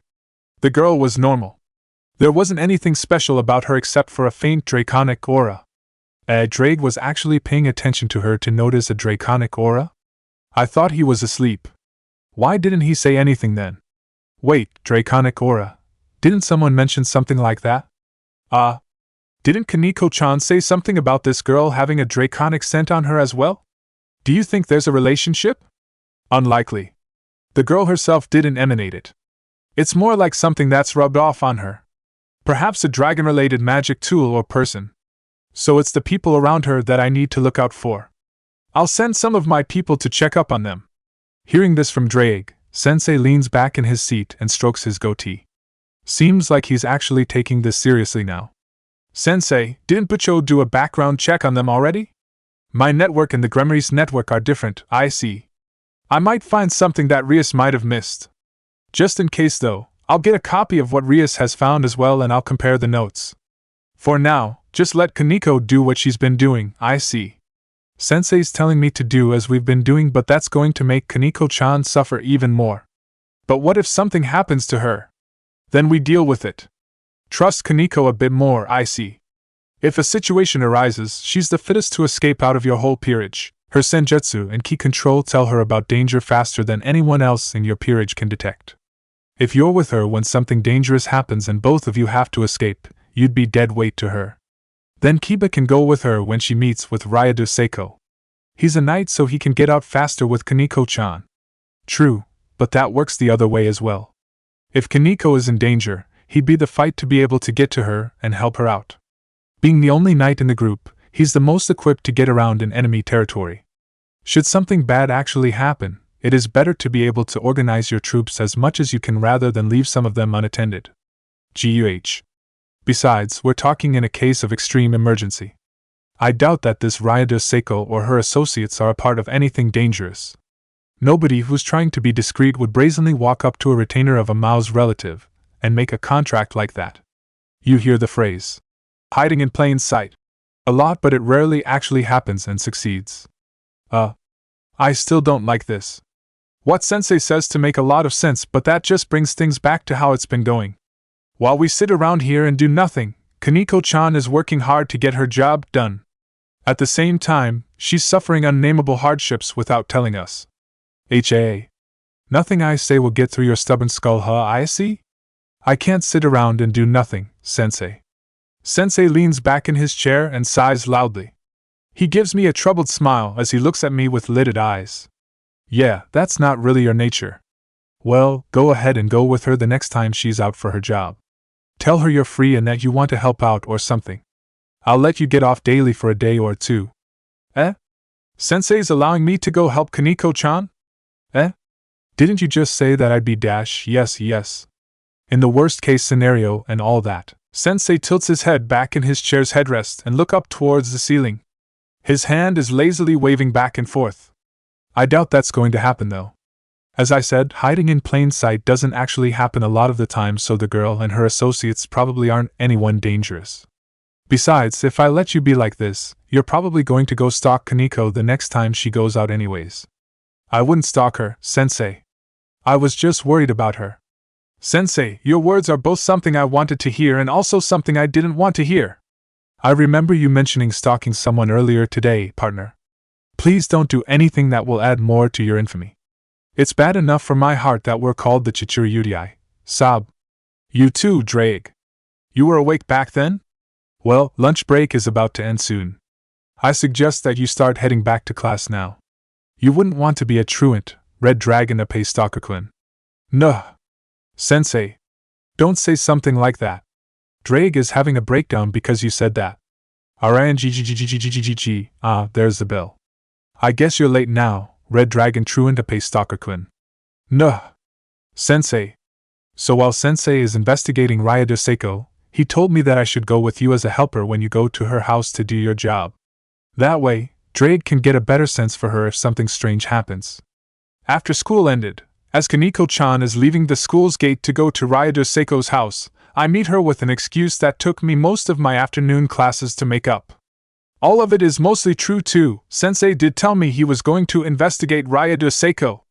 Sensei did tell me to go with Kaneko-chan. Drake did say that he can sense dragon aura from the girl. Put all of that together, I've made up the perfect excuse. Really, senpai? Why yeah, of course. We're all worried that you're doing too much. I'll help out too. Did you see my excuse already, Kaneko-chan? That was way too fast, Kaneko-chan. Your senses are too good, Kaneko-chan. Okay. Kaneko-chan smiles and nods her head in agreement to something. Eh? Did she just say okay? Okay, to what? Did my excuse work after all? Please follow my lead, IC-senpai. Ryado Seiko Mansion is relaxing in more ways than one. So you were working too hard, Kaneko-chan. Don't worry. Even if it's hard work, I can deal with it. Old man Tannen taught me how to put up with anything when I was training with him. There's nothing an average 2 out of 10 can do to make me tire out. Quahaha! What will you do now, girlies? Now that I've got a malleable hostage in my hands, you can't possibly hope to defeat me. Stop. Good job, Dirty Ramen. Hold him there while I interrogate him. Oh, Red, follow your script. Somehow, I am finding myself being held in the embrace of a nicely dressed, middle-aged man while a girl in a red Power Ranger costume is menacingly approaching me while she's cracking her fist. The red Power Ranger is somehow ignoring Kaneko-chan's armbar and is dragging her along as if she was an accessory. The confusion in Kaneko-chan's face is obvious, even with a visor covering half of it. How did I end up in this situation? Don't come closer, Red! Any more and I will convert this boy to the instant ramen. The girl takes another menacing step forward and the man takes a step back to keep the space, dragging me along. Instant ramen is bad, but that boy is a worse evil. We must band together and take his secrets. Pointing a finger at me, the Power Ranger declares this with conviction in her voice. I can't tell if she's acting or if she's serious. What did I do? And what does converting me to instant ramen mean? Oh, foreign director, stop filming and get your crew together. Don't just shake your head like that. Are you just giving up and letting them do whatever? Evil worse than instant ram dash. The man cuts off mid-sentence and releases me. He jumps back to get away from me like I'm some bomb or something. I stumble a moment because of the lack of support from the man's embrace. Pasta? The man screams this with shock clear in his voice. Pasta? What about pasta? I had pasta for dinner yesterday, if that's what you meant. Bucho's pasta is really good. You boy, are you from the pasta church? What pasta church? Is this part of the script? I move my eyes to the blonde director sitting in his high chair to see if he has any input. He meets my eyes, even from the distance, and shrugs his shoulders. He takes the script in his hand and waves it around for a second before tossing it over his shoulders. Ah, yeah? He's given up completely on the script. What am I supposed to do then? I was just told to stand around and be a hostage. Am I supposed to say anything at this point? The actors are apparently making up things on the fly, so I should follow along? Don't bother asking questions, Dirty Ramen. He won't admit to anything. I know scums like him. They like to hide their little secrets and hoard it up while those around them flounder about. If you want to know something, we do it with our fist. For some reason, I feel like that's less of you acting and more of you saying something personal. It feels like you're really planning on beating me up for real. You're just acting, right, Brahmin Rider Red? I see. So this is the dark side of the world. To think the pasta church would invade the holy land of ramen. Very well, Red. I will team up with you just this once. Yeah, let's show this bastard what he gets for hoarding his secrets. I feel like you two are talking in a different context here. Dirty Instant Ramen-san is definitely still acting, but Brahmin Rider Red-san is out for blood, my blood. Kaneko-chan, what am I supposed to do? What are you mouthing? She's saying duck. Whooshy duck my head without a second thought when Drake says this and a strong gust of wind passes by overhead. No, rather than a strong gust of wind, it's something else. My instinct is screaming that it's definitely something else. Even if I ignore the red shoes in front of me, the presence of a fist hanging a hair's breadth away from my head and the piercing cold gaze staring at me, I can't ignore one thing that tells me that just wasn't wind. Oh, I missed. So you can dodge, huh? I guess I'll have to aim better next time. There is a presence of bloodthirst pounding down on me at this very moment. Wind doesn't have bloodthirst, people do. I look up to see the expressionless helmet of Brahmin Rider Red and gulp when I feel the bloodthirst skyrocket. TCH. Almost the same. What's your secret? Even though she whispers this, I could hear her. It was probably because of how close we are to each other or the echo in her helmet. She withdraws her fist and jumps up in the air. After she gets to an incredible height, she pulls up her left leg and drops in the motion of an axe kick. Tell me your secrets. What secrets? In response to her scream, I yell mine out as well and jump away from her attack. What secrets are we talking about here? What do you want to know? If you're not going to tell me, dash. The ground cratered. She made a hole in concrete with her axe kick. That's definitely not acting anymore. No one can tell me that's acting. She's really out for my blood. Dirty Ramen-san, Kaneko-chan, foreign director man, stop this girl already. I'll extort your secrets from your corpse. What secrets? So, with the pasta church sending secret agents into Japan dash, Dirty Ramen, Brahmin Rider, and Armenian all have to team up in order to force the foreign invaders to leave dash, and in the process, declare war against the pasta church dash, thus leading to a conflict that is outside of the current setting dash, and build character development between the three introductory characters and introduce a whole new cast of different characters. Yes. Write that down, Dirt. I'll make the script for that immediately. This will be so much better than that other season finale. The scene had to end and the rain of bloodthirsty attacks had to stop. After what seemed like an eternity, the foreign director calls for the closing to the scene and Brahmin Rider Red had no more reason to act as she did and attack me. The filming ended for the day and I was paid by the foreign director for the commissioned job well done. The maid who followed him around leads me to an infirmary area where I was given some ice for the bruises I got from accidentally being hit too hard by Brahmin Rider Red. Meanwhile, the man who played Dirty Instant Ramen, Dirterg-san, talks excitedly with the foreign director about the direction that my doppelganger's ad-lib took the plot of the show. Somehow, I can't shake off the feeling that this show, for all the budget and equipment that it has, is completely unplanned for and that everything that is being done is a decision they're making at the seats of their pants. I see, San. Director Naruto told me to give you this salve. It's good for cooling down bruises. Ah, thanks. As I was getting bandaged up, my doppelganger walks up to me and gives me a small vial of salve. I confusedly take the offered item from the strangely stuttering girl. I'm sorry about hitting so hard. I'd only do it to Dirt. I'm not used to holding myself back. My left eye twitches. That was you holding yourself back? What is it like when you let loose? Would you destroy a city with a kick or something? The acting, you sure gave off that vibe, if that was you actually acting. Don't worry, it doesn't hurt too much. Give it a day and it'll heal up immediately. I bring out a smile as I say this. This right here is my professional smile, the kind that emulates Kaneko-chan's deadpan expression's imperviousness to the max. There's nothing that you can do to crumple this mask of professionalism. Really? For a moment, a chill runs down my spine and my lip quivers. Despite the stutter, the way she said that word doesn't fit the way she's looking at me. There's that bloodthirst again. It's back. She's giving me that. I will gut you open and dissect you for your secrets. Vibe again. Seiko-sama, have you showered yet? Hooray, Maid-san. Thank you, Maid-san. Please take her attention away from me, Maid-san. And not yet, Matsuri-senpai. IW was going to leave after cleanup W was done. Naruto-sama, Dirterg-san and I are here to watch over cleanup. You should go take a bath and prepare for dinner, Seiko-sama. Okay.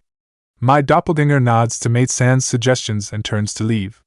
Before she goes away, however, she gives me one last bow and says dash. I'll be leaving first, Issei-san.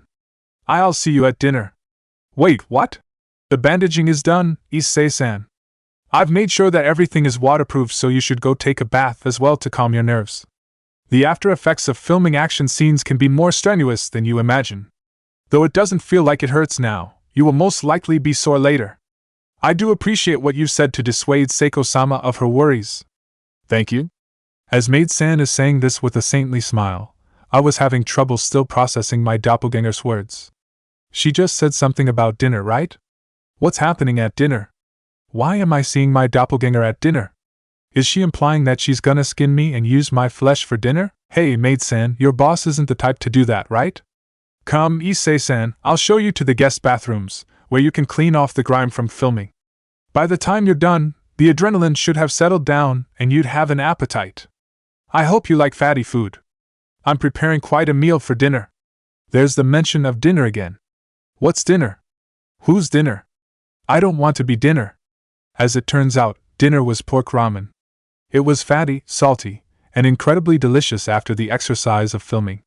I had 3 medium bowls before stopping.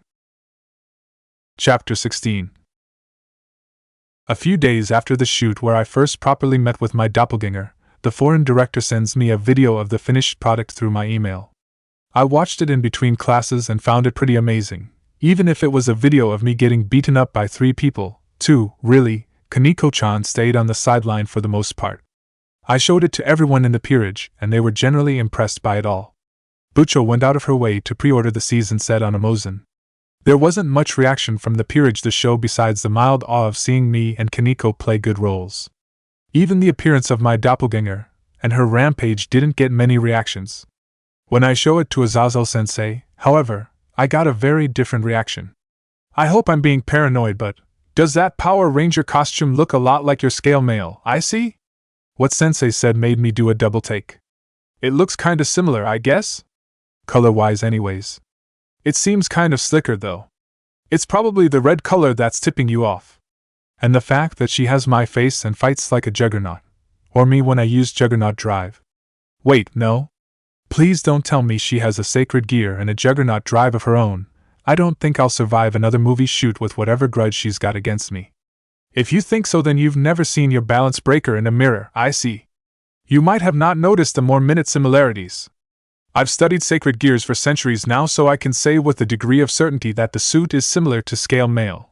If not yours, then one of your predecessors who broke through with unlocking a balance breaker. I hypothesize that the suit could be modeled after a balance breaker variant of a twice critical even. Twice critical. I remember hearing about that from somewhere. I remember hearing that name somewhere. Where did I hear it? Doubtlessly you have. You need to refresh your memory of past lessons, I see. The twice critical is a power-boosting, self-reinforcing, state-change type of sacred gear. It is a common dragon-type sacred gear that doubles its wielder's strength once when activated. In a sense, it is a weaker boosted gear. Weaker than my boosted gear, so it's kinda like my boosted gear? Right, my boosted gear looked like a twice critical when I first unlocked it. Yuma-chan mentioned it when It slipped my mind and my mouth the moment I thought of it. That's right, Yuma, no, Rainier, told me that she thought my sacred gear was a twice critical when she kidnapped Isa-chan. My heart clenches when I remember my ex-girlfriend, if I can actually even call her that. In the corner of my eyes, I vaguely notice Sensei's mouth twisting. Don't mull over it too hard, I see. He pats me roughly on my shoulder to bring my thoughts back to the present. As for the current situation, my subordinates aren't finding anything strange about her or the people around her, and they're digging in pretty deep. It's not even suspiciously clean either. The man who's funding most of the show's production, Dirterge, Apocalypse, is a tycoon who does all sorts of morally questionable things to make a profit, and that foreign director and his underlings have a lot of dirt on themselves as well. About the only clean people in that group is your lookalike and that Matsuri girl. It's practically a television drama series with these people. If I didn't know any better, I'd say that these people's lives were made on the fly and fabricated out of thin air. It's amazing how deep this well goes. They did act pretty wildly from the 2 times that I've seen them a few days ago. Dirtergsen didn't seem like a bloodthirsty tycoon though, but I didn't get to talk to the man much offstage. Rather than some tycoon, he seemed pleasantly down to earth. As for the director, I honestly have no comment. It was my lookalike who held most of my attention. Can I read the report about them? Sure, it's pretty stacked though, so you're going to have to flip around to find whatever it is you're interested in. Also, for obvious reasons, don't tell anyone else you have this. Sensei hands me a thick stack of paper that he pulls out from his desk's cabinet. I look at the stack with a bit of apprehension because it weighted like a bag of bricks and had a word font size even smaller than the words in a dictionary. Is it too late to just ask Sensei for a summary? I don't think I'm fit to dig through this sort of paperwork. I'll read it later. Make sure not to lose it. It'll be a mess if anyone else knows you have this. I nod to Sensei's order and put the stack of paper into my book bag. I reach over to Sensei's laptop and pull out the flash drive that had a save file of the filmed episode that the foreign director sent me. I look at the time on the bottom of the screen and sees that it is nearly time for class to start again. I should head back to class now. Lunch is about to end. Alright. I'll see you later, Icy-kun. Yeah, I'll be going, Sensei. I stuff the flash drive into my pockets and head to the door. When I was about to leave the room, Sensei calls out behind me. Also, I won't be going to be at the clubroom this afternoon. Something came up that I need to take care of in the underworld. You kids behave yourselves and don't make too much trouble. I turn to Sensei and give him a thumbs up. Sure, sensei. Good luck with whatever you're doing. Ring ring ring. I had just left the classroom after class has ended to go to the clubroom when I received a call from Kiba. I see. Where are you right now? I'm walking to the clubroom. Why? Did you not get the message? The Chaos Brigade's hero faction declared another attack on Ko again. I widen my eyes and stop halfway down a flight of stairs when I hear this. The hero faction is attacking Ko? I didn't get a message. Bad reception, maybe? Whatever the case, come to the clubroom quickly. We are preparing to meet them before they cause too much trouble. I nodded to his words and begin to run down the stairs. As I run, Kiba continues to talk. Is Kaneko also with you by any chance, Aisei-kun? No, why? The same thing that happened to you. She hasn't come to the clubroom either. I get down to the first floor, where the first-year students' classrooms are located, and take quick looks around. I don't see anyone around. If Kaneko-chan is around here right now, she's certainly not heading to the clubroom. I'll give her a call. I'm heading to the clubroom right now. It'll take me 5 minutes. I'll give her a call as well. I'll see you at the clubroom, Aisei-kun. Yeah. I nod at his response and pull the phone away from my ear. I flip through my contact menu and come to Kaneko-chan's number. I press the call button and put the phone to my ear. Hello? After a few rings, Kaneko-chan's voice comes through. Kaneko-chan, where are you?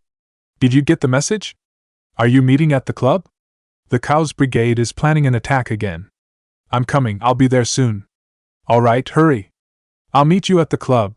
Yeah. She hangs up on her side and I pull the phone away from my ear. I stuff the phone into my pocket and run faster to the clubroom. The odd exchange didn't register in my mind as it races through plans that Rias has made to deal with the Chaos Brigade. After many practice attempts from their frequent raids, it took us a record-breaking 30 minutes to meet up at the clubroom, gear up and teleport ourselves to the warehouse that was being squatted in by the Chaos Brigade. As one, we got into our positions right in front of the warehouse and begin our internal countdown. Kiba and Zenobia are going to rush in first, with me tagging behind as support, or another heavy hitter if need be, while Kaneko and Gasper are staying behind to ward off any assaults against Isa, Rias, and Aquino, who are staying back and take shots as full support in the rearguard position. Without a moment wasted, Rias nods and the operation begins. Sliding the warehouse door open, Kiba and Zenobia blitz in with their amazing agility, while I slowly lag behind while building my boosts. We made it halfway through the warehouse before we come to a stop. Warily, we huddle against each other back to back and begin to scan our surroundings. After waiting for what feels like a minute to receive absolute silence, I came to a striking conclusion. Did we come to the wrong warehouse? Kiba, who was dual-wielding 2 demonic blades, took a moment to answer me even as he scans our surroundings. I'm fairly sure that Bucho and Aquino-senpai got the address right. Zenobia leaves her readied stance and slams her borrowed Ascalon into the ground. Or maybe they gave us the wrong address to mess with us. You think so? Well, maybe. Those Chaos Brigade guys are always finding new ways to mess with us. Who knows if this is their latest scheme? They have been targeting Ko a lot for some reason. Yeah, this is our 3rd, maybe 4th, encounter with them this month already? The 3 of us have a back and forth after a moment to take in that. No, there weren't any enemies around, and yes, we might have been duped. Kiba waves his sword to signal for everyone else to come in, and the rest of the peerage walks in with expressions as confused as ours. Nobody's here. As they came to us, I hear Kaneko mutter about nobody being here. I can faintly see an aura emanating from her and can tell that she's using senjutsu to sense her surroundings. Out of all of us, it would be Kaneko-chan who can see if anyone's around. It's hard to hide from a senjutsu user, after all. That's strange, they couldn't have left that quickly without me realizing. Perhaps we are being tricked, Riasbucho? It could be, but that would mean they'd have to trick both Aquino and I. We were monitoring them with our familiars just until before we all met up in the clubroom. Kiba traded some ideas with Rias when they come into a conversational distance, and Aquino begins to cast a spell. As she speaks of them, her bat familiar pokes its head out from behind her back and flitters about. The spell says that there were definitely people here earlier. After a second for it to cast, Aquino declares this. So they had to have left in a hurry between the time that we met up till now, approximately half an hour. Rias is deducing this with a furrow in her eyebrows. She seems pretty certain that they were here. Why would they leave a base they already made a claim on? Standing next to Rias, Aquino says the question aloud to nobody in particular. Rias thinks about the moment for something before deciding on our next move. Whatever the case, something is suspicious. Split up and search the warehouse. We might be able to find some clues that they've left behind in their quick exit. Nodding as one, all of us take a section of the warehouse and search. In the end, we couldn't find anything. Whether it is inside the warehouse or the surrounding areas, there wasn't a trace of the Cows Brigade. As Rias has stated, it was like they had completely disappeared. As the day comes to a close, Rias eventually calls off the search with inconclusive results. Be careful going home and watch out. Take every precaution possible. If even the slightest thing seems off, contact me immediately. Is that understood? Yes, President. Standing in front of the warehouse that we've searched thoroughly, Rias warns everyone in the peerage to be careful when they go home. She and Aquino are both returning to the clubroom in order to talk to School President Sona about what was found today, or rather, the lack of what was found today. We said our goodbyes to each other and headed off to our separate paths. Kiba and Kaneko walk off after saying their polite goodbyes towards the direction of their apartments. Gasper follows after Rias and Aquino in the magic circle to go to the clubroom. Zenobia, Isa and I all head towards my house. I see here. Ah, thanks. On our way back, Zenobia unclips Ascalon from the belt on her waist and hands the sword back to me. I take it and materialize the boosted gear to put the sword back in. Does it get bothersome having to materialize the boosted gear every time? Seeing me dematerialize the boosted gear, Zenobia curiously asks me this. I blink at the question and thought about an answer. Not really. I kinda got used to doing it. It comes out almost without me thinking about it, nowadays. It used to take a lot of concentration back when I originally managed to bring it out. I had to pose and think hard about bringing it out the first few times. Now I can bring it out on a whim. I've read that sacred gears are connected to your soul. The stronger you are, the stronger your soul becomes, and with it, better ease at expressing it. In my case, the more I heal and the more proficient I am at healing, the better Twilight Healing's qualities shine overall. Isa pops in on the conversation with her own experience. So sacred gears grow with the users, huh? That's a bit different from me. As the odd one out with no sacred gears to her name, Zenobia tilts her head at Isa's explanation. Growing with the user, huh? That's one way of saying it. Another would be that we become accustomed to pulling out the sacred gear's potential. It's not so different from how you use Durandal, Zenobia-san. Is it? Yes. The more you use Durandal, the more you get used to it, right? In a way, that is how I am with Twilight Healing. I nod to Isa's comment. Yeah, that's how it is with me and the boosted gear.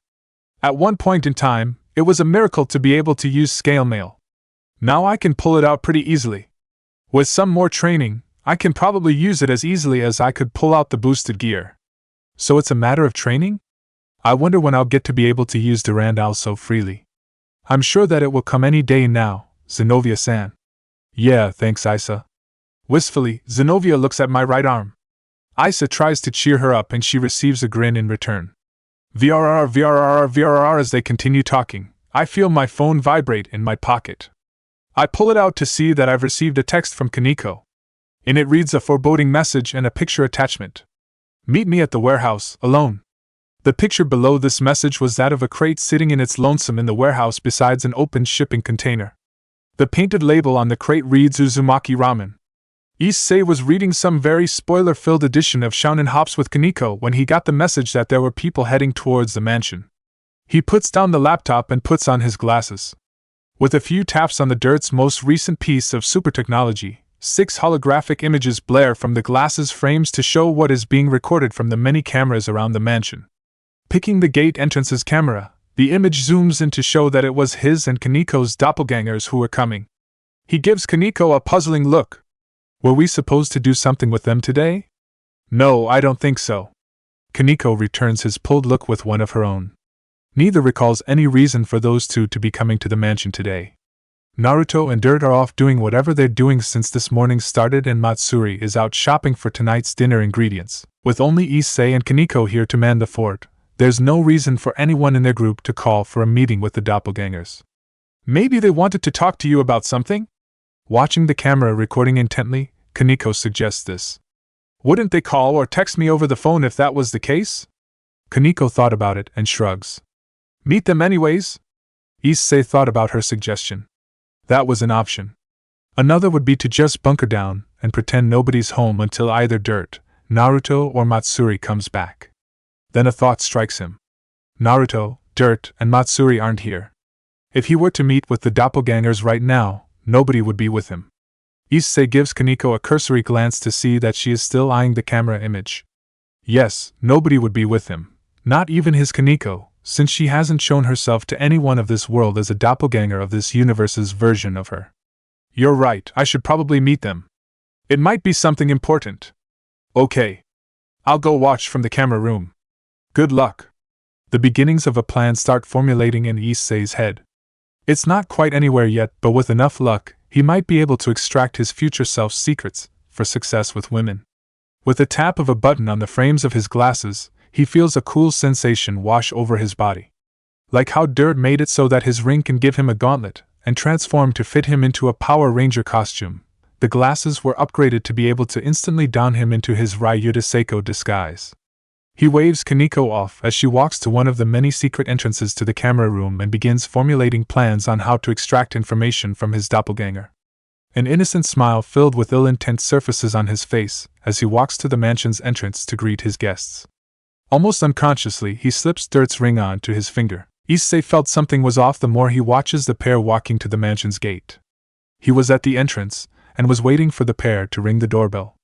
The door wasn't opened yet because it would seem strange for him to be waiting for the pair, but he was still watching them from the lenses of his glasses. There was something off about those two's dynamics. Issei taps through a few options on his glasses frame and pulls up a function of the glasses that Dirt called Detective Vision.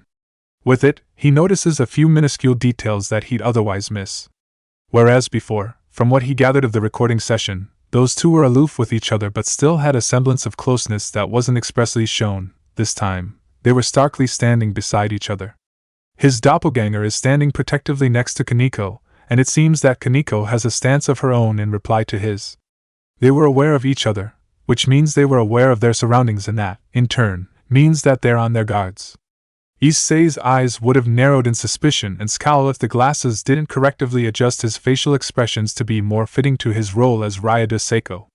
Why were they on their guards? This threw off his plans by a lot.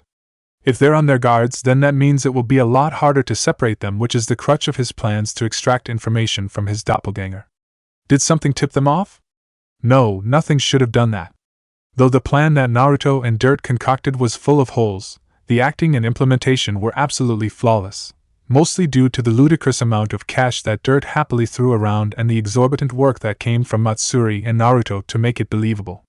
Something must have happened between dinner a few days ago and today to make them act like this. Whatever the case, his plans are still in effect, though he'd have to be more careful now. Don't be distracted. Yeah. From the glasses comms, Kaneko's voice quietly speaks out. She is in the camera room right now, watching everything that's happening in the mansion's premises. She's another factor that he had to take into consideration. Though the camera room secures almost every square inch of the mansion and a large amount of land surrounding it, its entrances to those areas of the mansion are few and far in between. Should he want to interrogate his doppelganger, he'll have to do it in a place that is far from those entrances so that he can get the most time with his double. Ding dong, the gate's doorbell rings, signaling the arrival of our guests. Issei takes a deep breath, counts to 10 and exhales slowly. Alright, let's do this. Good luck. Yeah.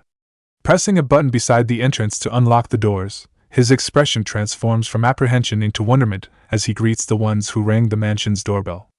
Kaneko-san? I-see-san? Hello, Seiko-san. Sorry for intruding without notice, but we wanted to talk to you about something. Issei's doppelganger is holding his phone in his hand with the screen unlocked to show an image. It was blurry from a distance, and his doppelganger probably didn't intend to let Issei see it from that far away. Normally, he wouldn't be able to see it from the distance of the entrance to the gate, but his glasses come in to aid him again with an automatic zooming function. With it, he was able to see the picture perfectly, and it showed something else that he should have factored into his plans. It showed a picture of a crate with the name of Naruto's restaurant painted all over it in bright orange. Crap, what did that blondie do this time? And Matsuri-senpai is not here right now. Please enjoy the snacks that I've prepared. As he says this, Issei sets down a tray filled with soda bottles and chips. Since Matsuri is not here, he doesn't have anything fancier to distract them with. He can only give them Kaniko's snacks and mark it off as his own. Of course, he got permission. You didn't need to. Though he says this, his doppelganger still stands up to help Issei with the distribution of snacks. Thank you. Kaniko's doppelganger thanks him in a distracted manner and nibble on a cookie. What brought you T2 here today? As he sits down on his side of the table, with his doppelganger to his left and Kaniko's to his right, he asks them this. His doppelganger pulls out his phone and unlocks it again. It opens up to the picture that Issei caught an eyeful of earlier, a crate of some of Naruto's products, whatever they are. Something came up and we'd like to ask you a few questions. Issei's doppelganger puts down the phone with the image facing towards Issei. He pretends to take a long look at the image before meeting his doppelganger's eyes. Does it H have something to do with the eye image? Of course, it had to do with the image. Why wouldn't it have anything to do with the image? It's got the name of trouble written all over it. Issei curses in his mind and berates Naruto for doing whatever it is that he's doing. It does, kind of. Hey Seiko-san, what do you know about your senpai? Senpai? Matsuri? What does he know about her? He knows that she's really nice, that she takes care of him and just about everyone else in the groups, that she is a killer cook and that she is able to deal with Naruto's shenanigans on a daily basis. Though that's not what his answer should be in this case. In this case, according to the script, Matsuri is dash. She's a seafaring person who's very talented. As she can cook really well and her acting skills are incredible. As she can do almost any job that director Naruto gives her. When the filtered words came out of his mouth, it occurred to him that Matsuri's job didn't really change. Neither did Naruto's, now that he thought of it. Or Dirt's, and Kaniko doesn't even have a job to play. She's just sitting in the camera room eating popcorn. Wait, why is he the only one who's getting the short end of the sticks? Here he is cross-dressing and acting an Oscar-worthy performance when the rest of the group is doing nothing. And her family? Kaniko's doppelganger speaks up and Issei had to pause for a moment to think. Her family? He didn't know that much. She's Naruto's relative or something, right? In this world, what was her backstory again? The only thing that was written related to her family is some random stuff that Dirt made up along the way. What was her family name again? Right, she used Naruto's. It was Dash. Uzumaki? Issei's doppelganger nods his head, and things start to begin clicking in Issei's mind. The box had Uzumaki written on it, but Naruto hasn't given his real last name, so the next person that name would correlate to by default is to Matsuri, whose false identity has that family name. Whatever it is that's putting these two on guard has to do with that box and by proxy, the person connected to that box, Matsuri. Of course, it could be talking about any Uzumaki, but to have an Uzumaki here in this city, in this time, the coincidences are a bit too much to wave off. Yeah, your senpai is an Uzumaki. The same Uzumaki as the name written on this crate and every other crate in the shipping containers in this warehouse. Did something happen at the W warehouse? Yeah. Our group, the Occult Research Club, noticed that a group of strange people was loitering in this warehouse earlier today. They disappeared without a trace around 3 hours ago. We were worried that their aim was something in the warehouse. Issei wanted to ask them what they were doing in the warehouse in the first place to know that there were loiterers, or what is inside the shipping containers, but something cuts him off.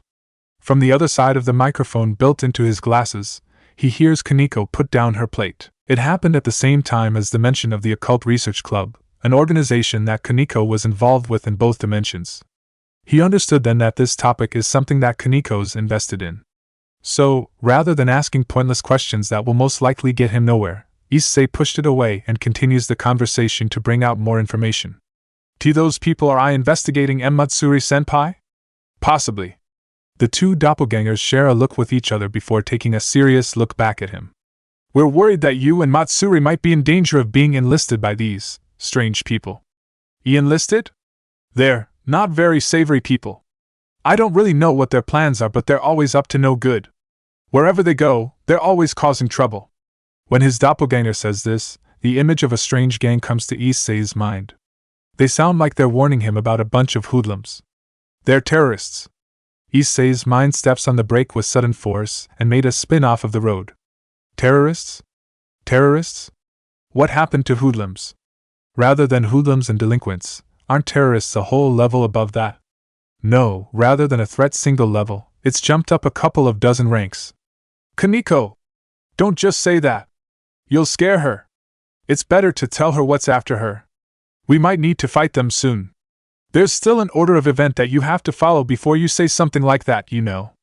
Issei's doppelganger scolded Kaneko's doppelganger for letting out the identity of the terrorists. Frankly, Issei could care less about the order of events because he's more worried about the fact that there are terrorists somewhere apparently gunning for him, Matsuri and most likely Naruto and Dirt, since they're definitely the ones who crammed that warehouse full of Uzumaki brand products. WYARUT tracking down T-terrorists, as shouldn't you see called the P-police? Can't. Special case. As special? Yeah. They're most likely aiming for you because they suspect that you have something they want. Something Issei and everyone in this group has that terrorists would want. What? Dirt has a ton of money, by so does every other millionaire in the world. Besides that, he's just an eccentric old man. Also, Dirt's money is only known to him. Kaneko and Issei's doppelgangers pointedly out that it was he and Matsuri who were getting targeted. There's something that they know that Issei doesn't. What would they want from us? The doppelganger pair gives each other another sideways glance as if to confirm something. With a nod from Kaneko's doppelganger, Issei's clear his throat and lean forward. Hey Ryudo-san, do you know what sacred gears are?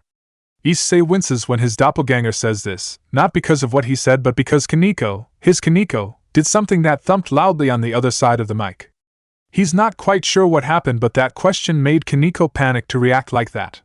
He took a second to think about why. Does he know what sacred gears are? It sounded familiar, so he's heard of them before. He just can't point a finger on where. It's important though, he knows that for sure. Sacred gears are like the rings that Dirt gave us.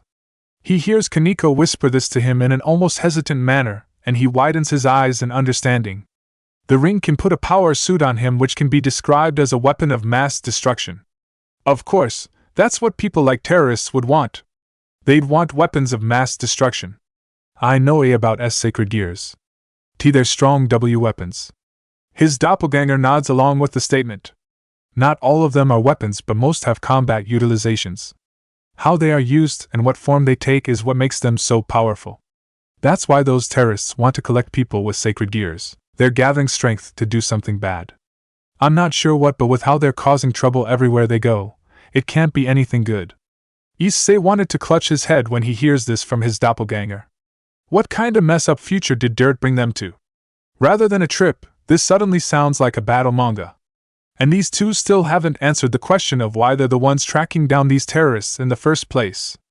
Why you think they're targeting me and Matsuri-senpai?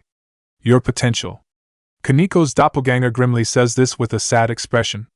She pulls out her phone as well and plays a video for Issei to see.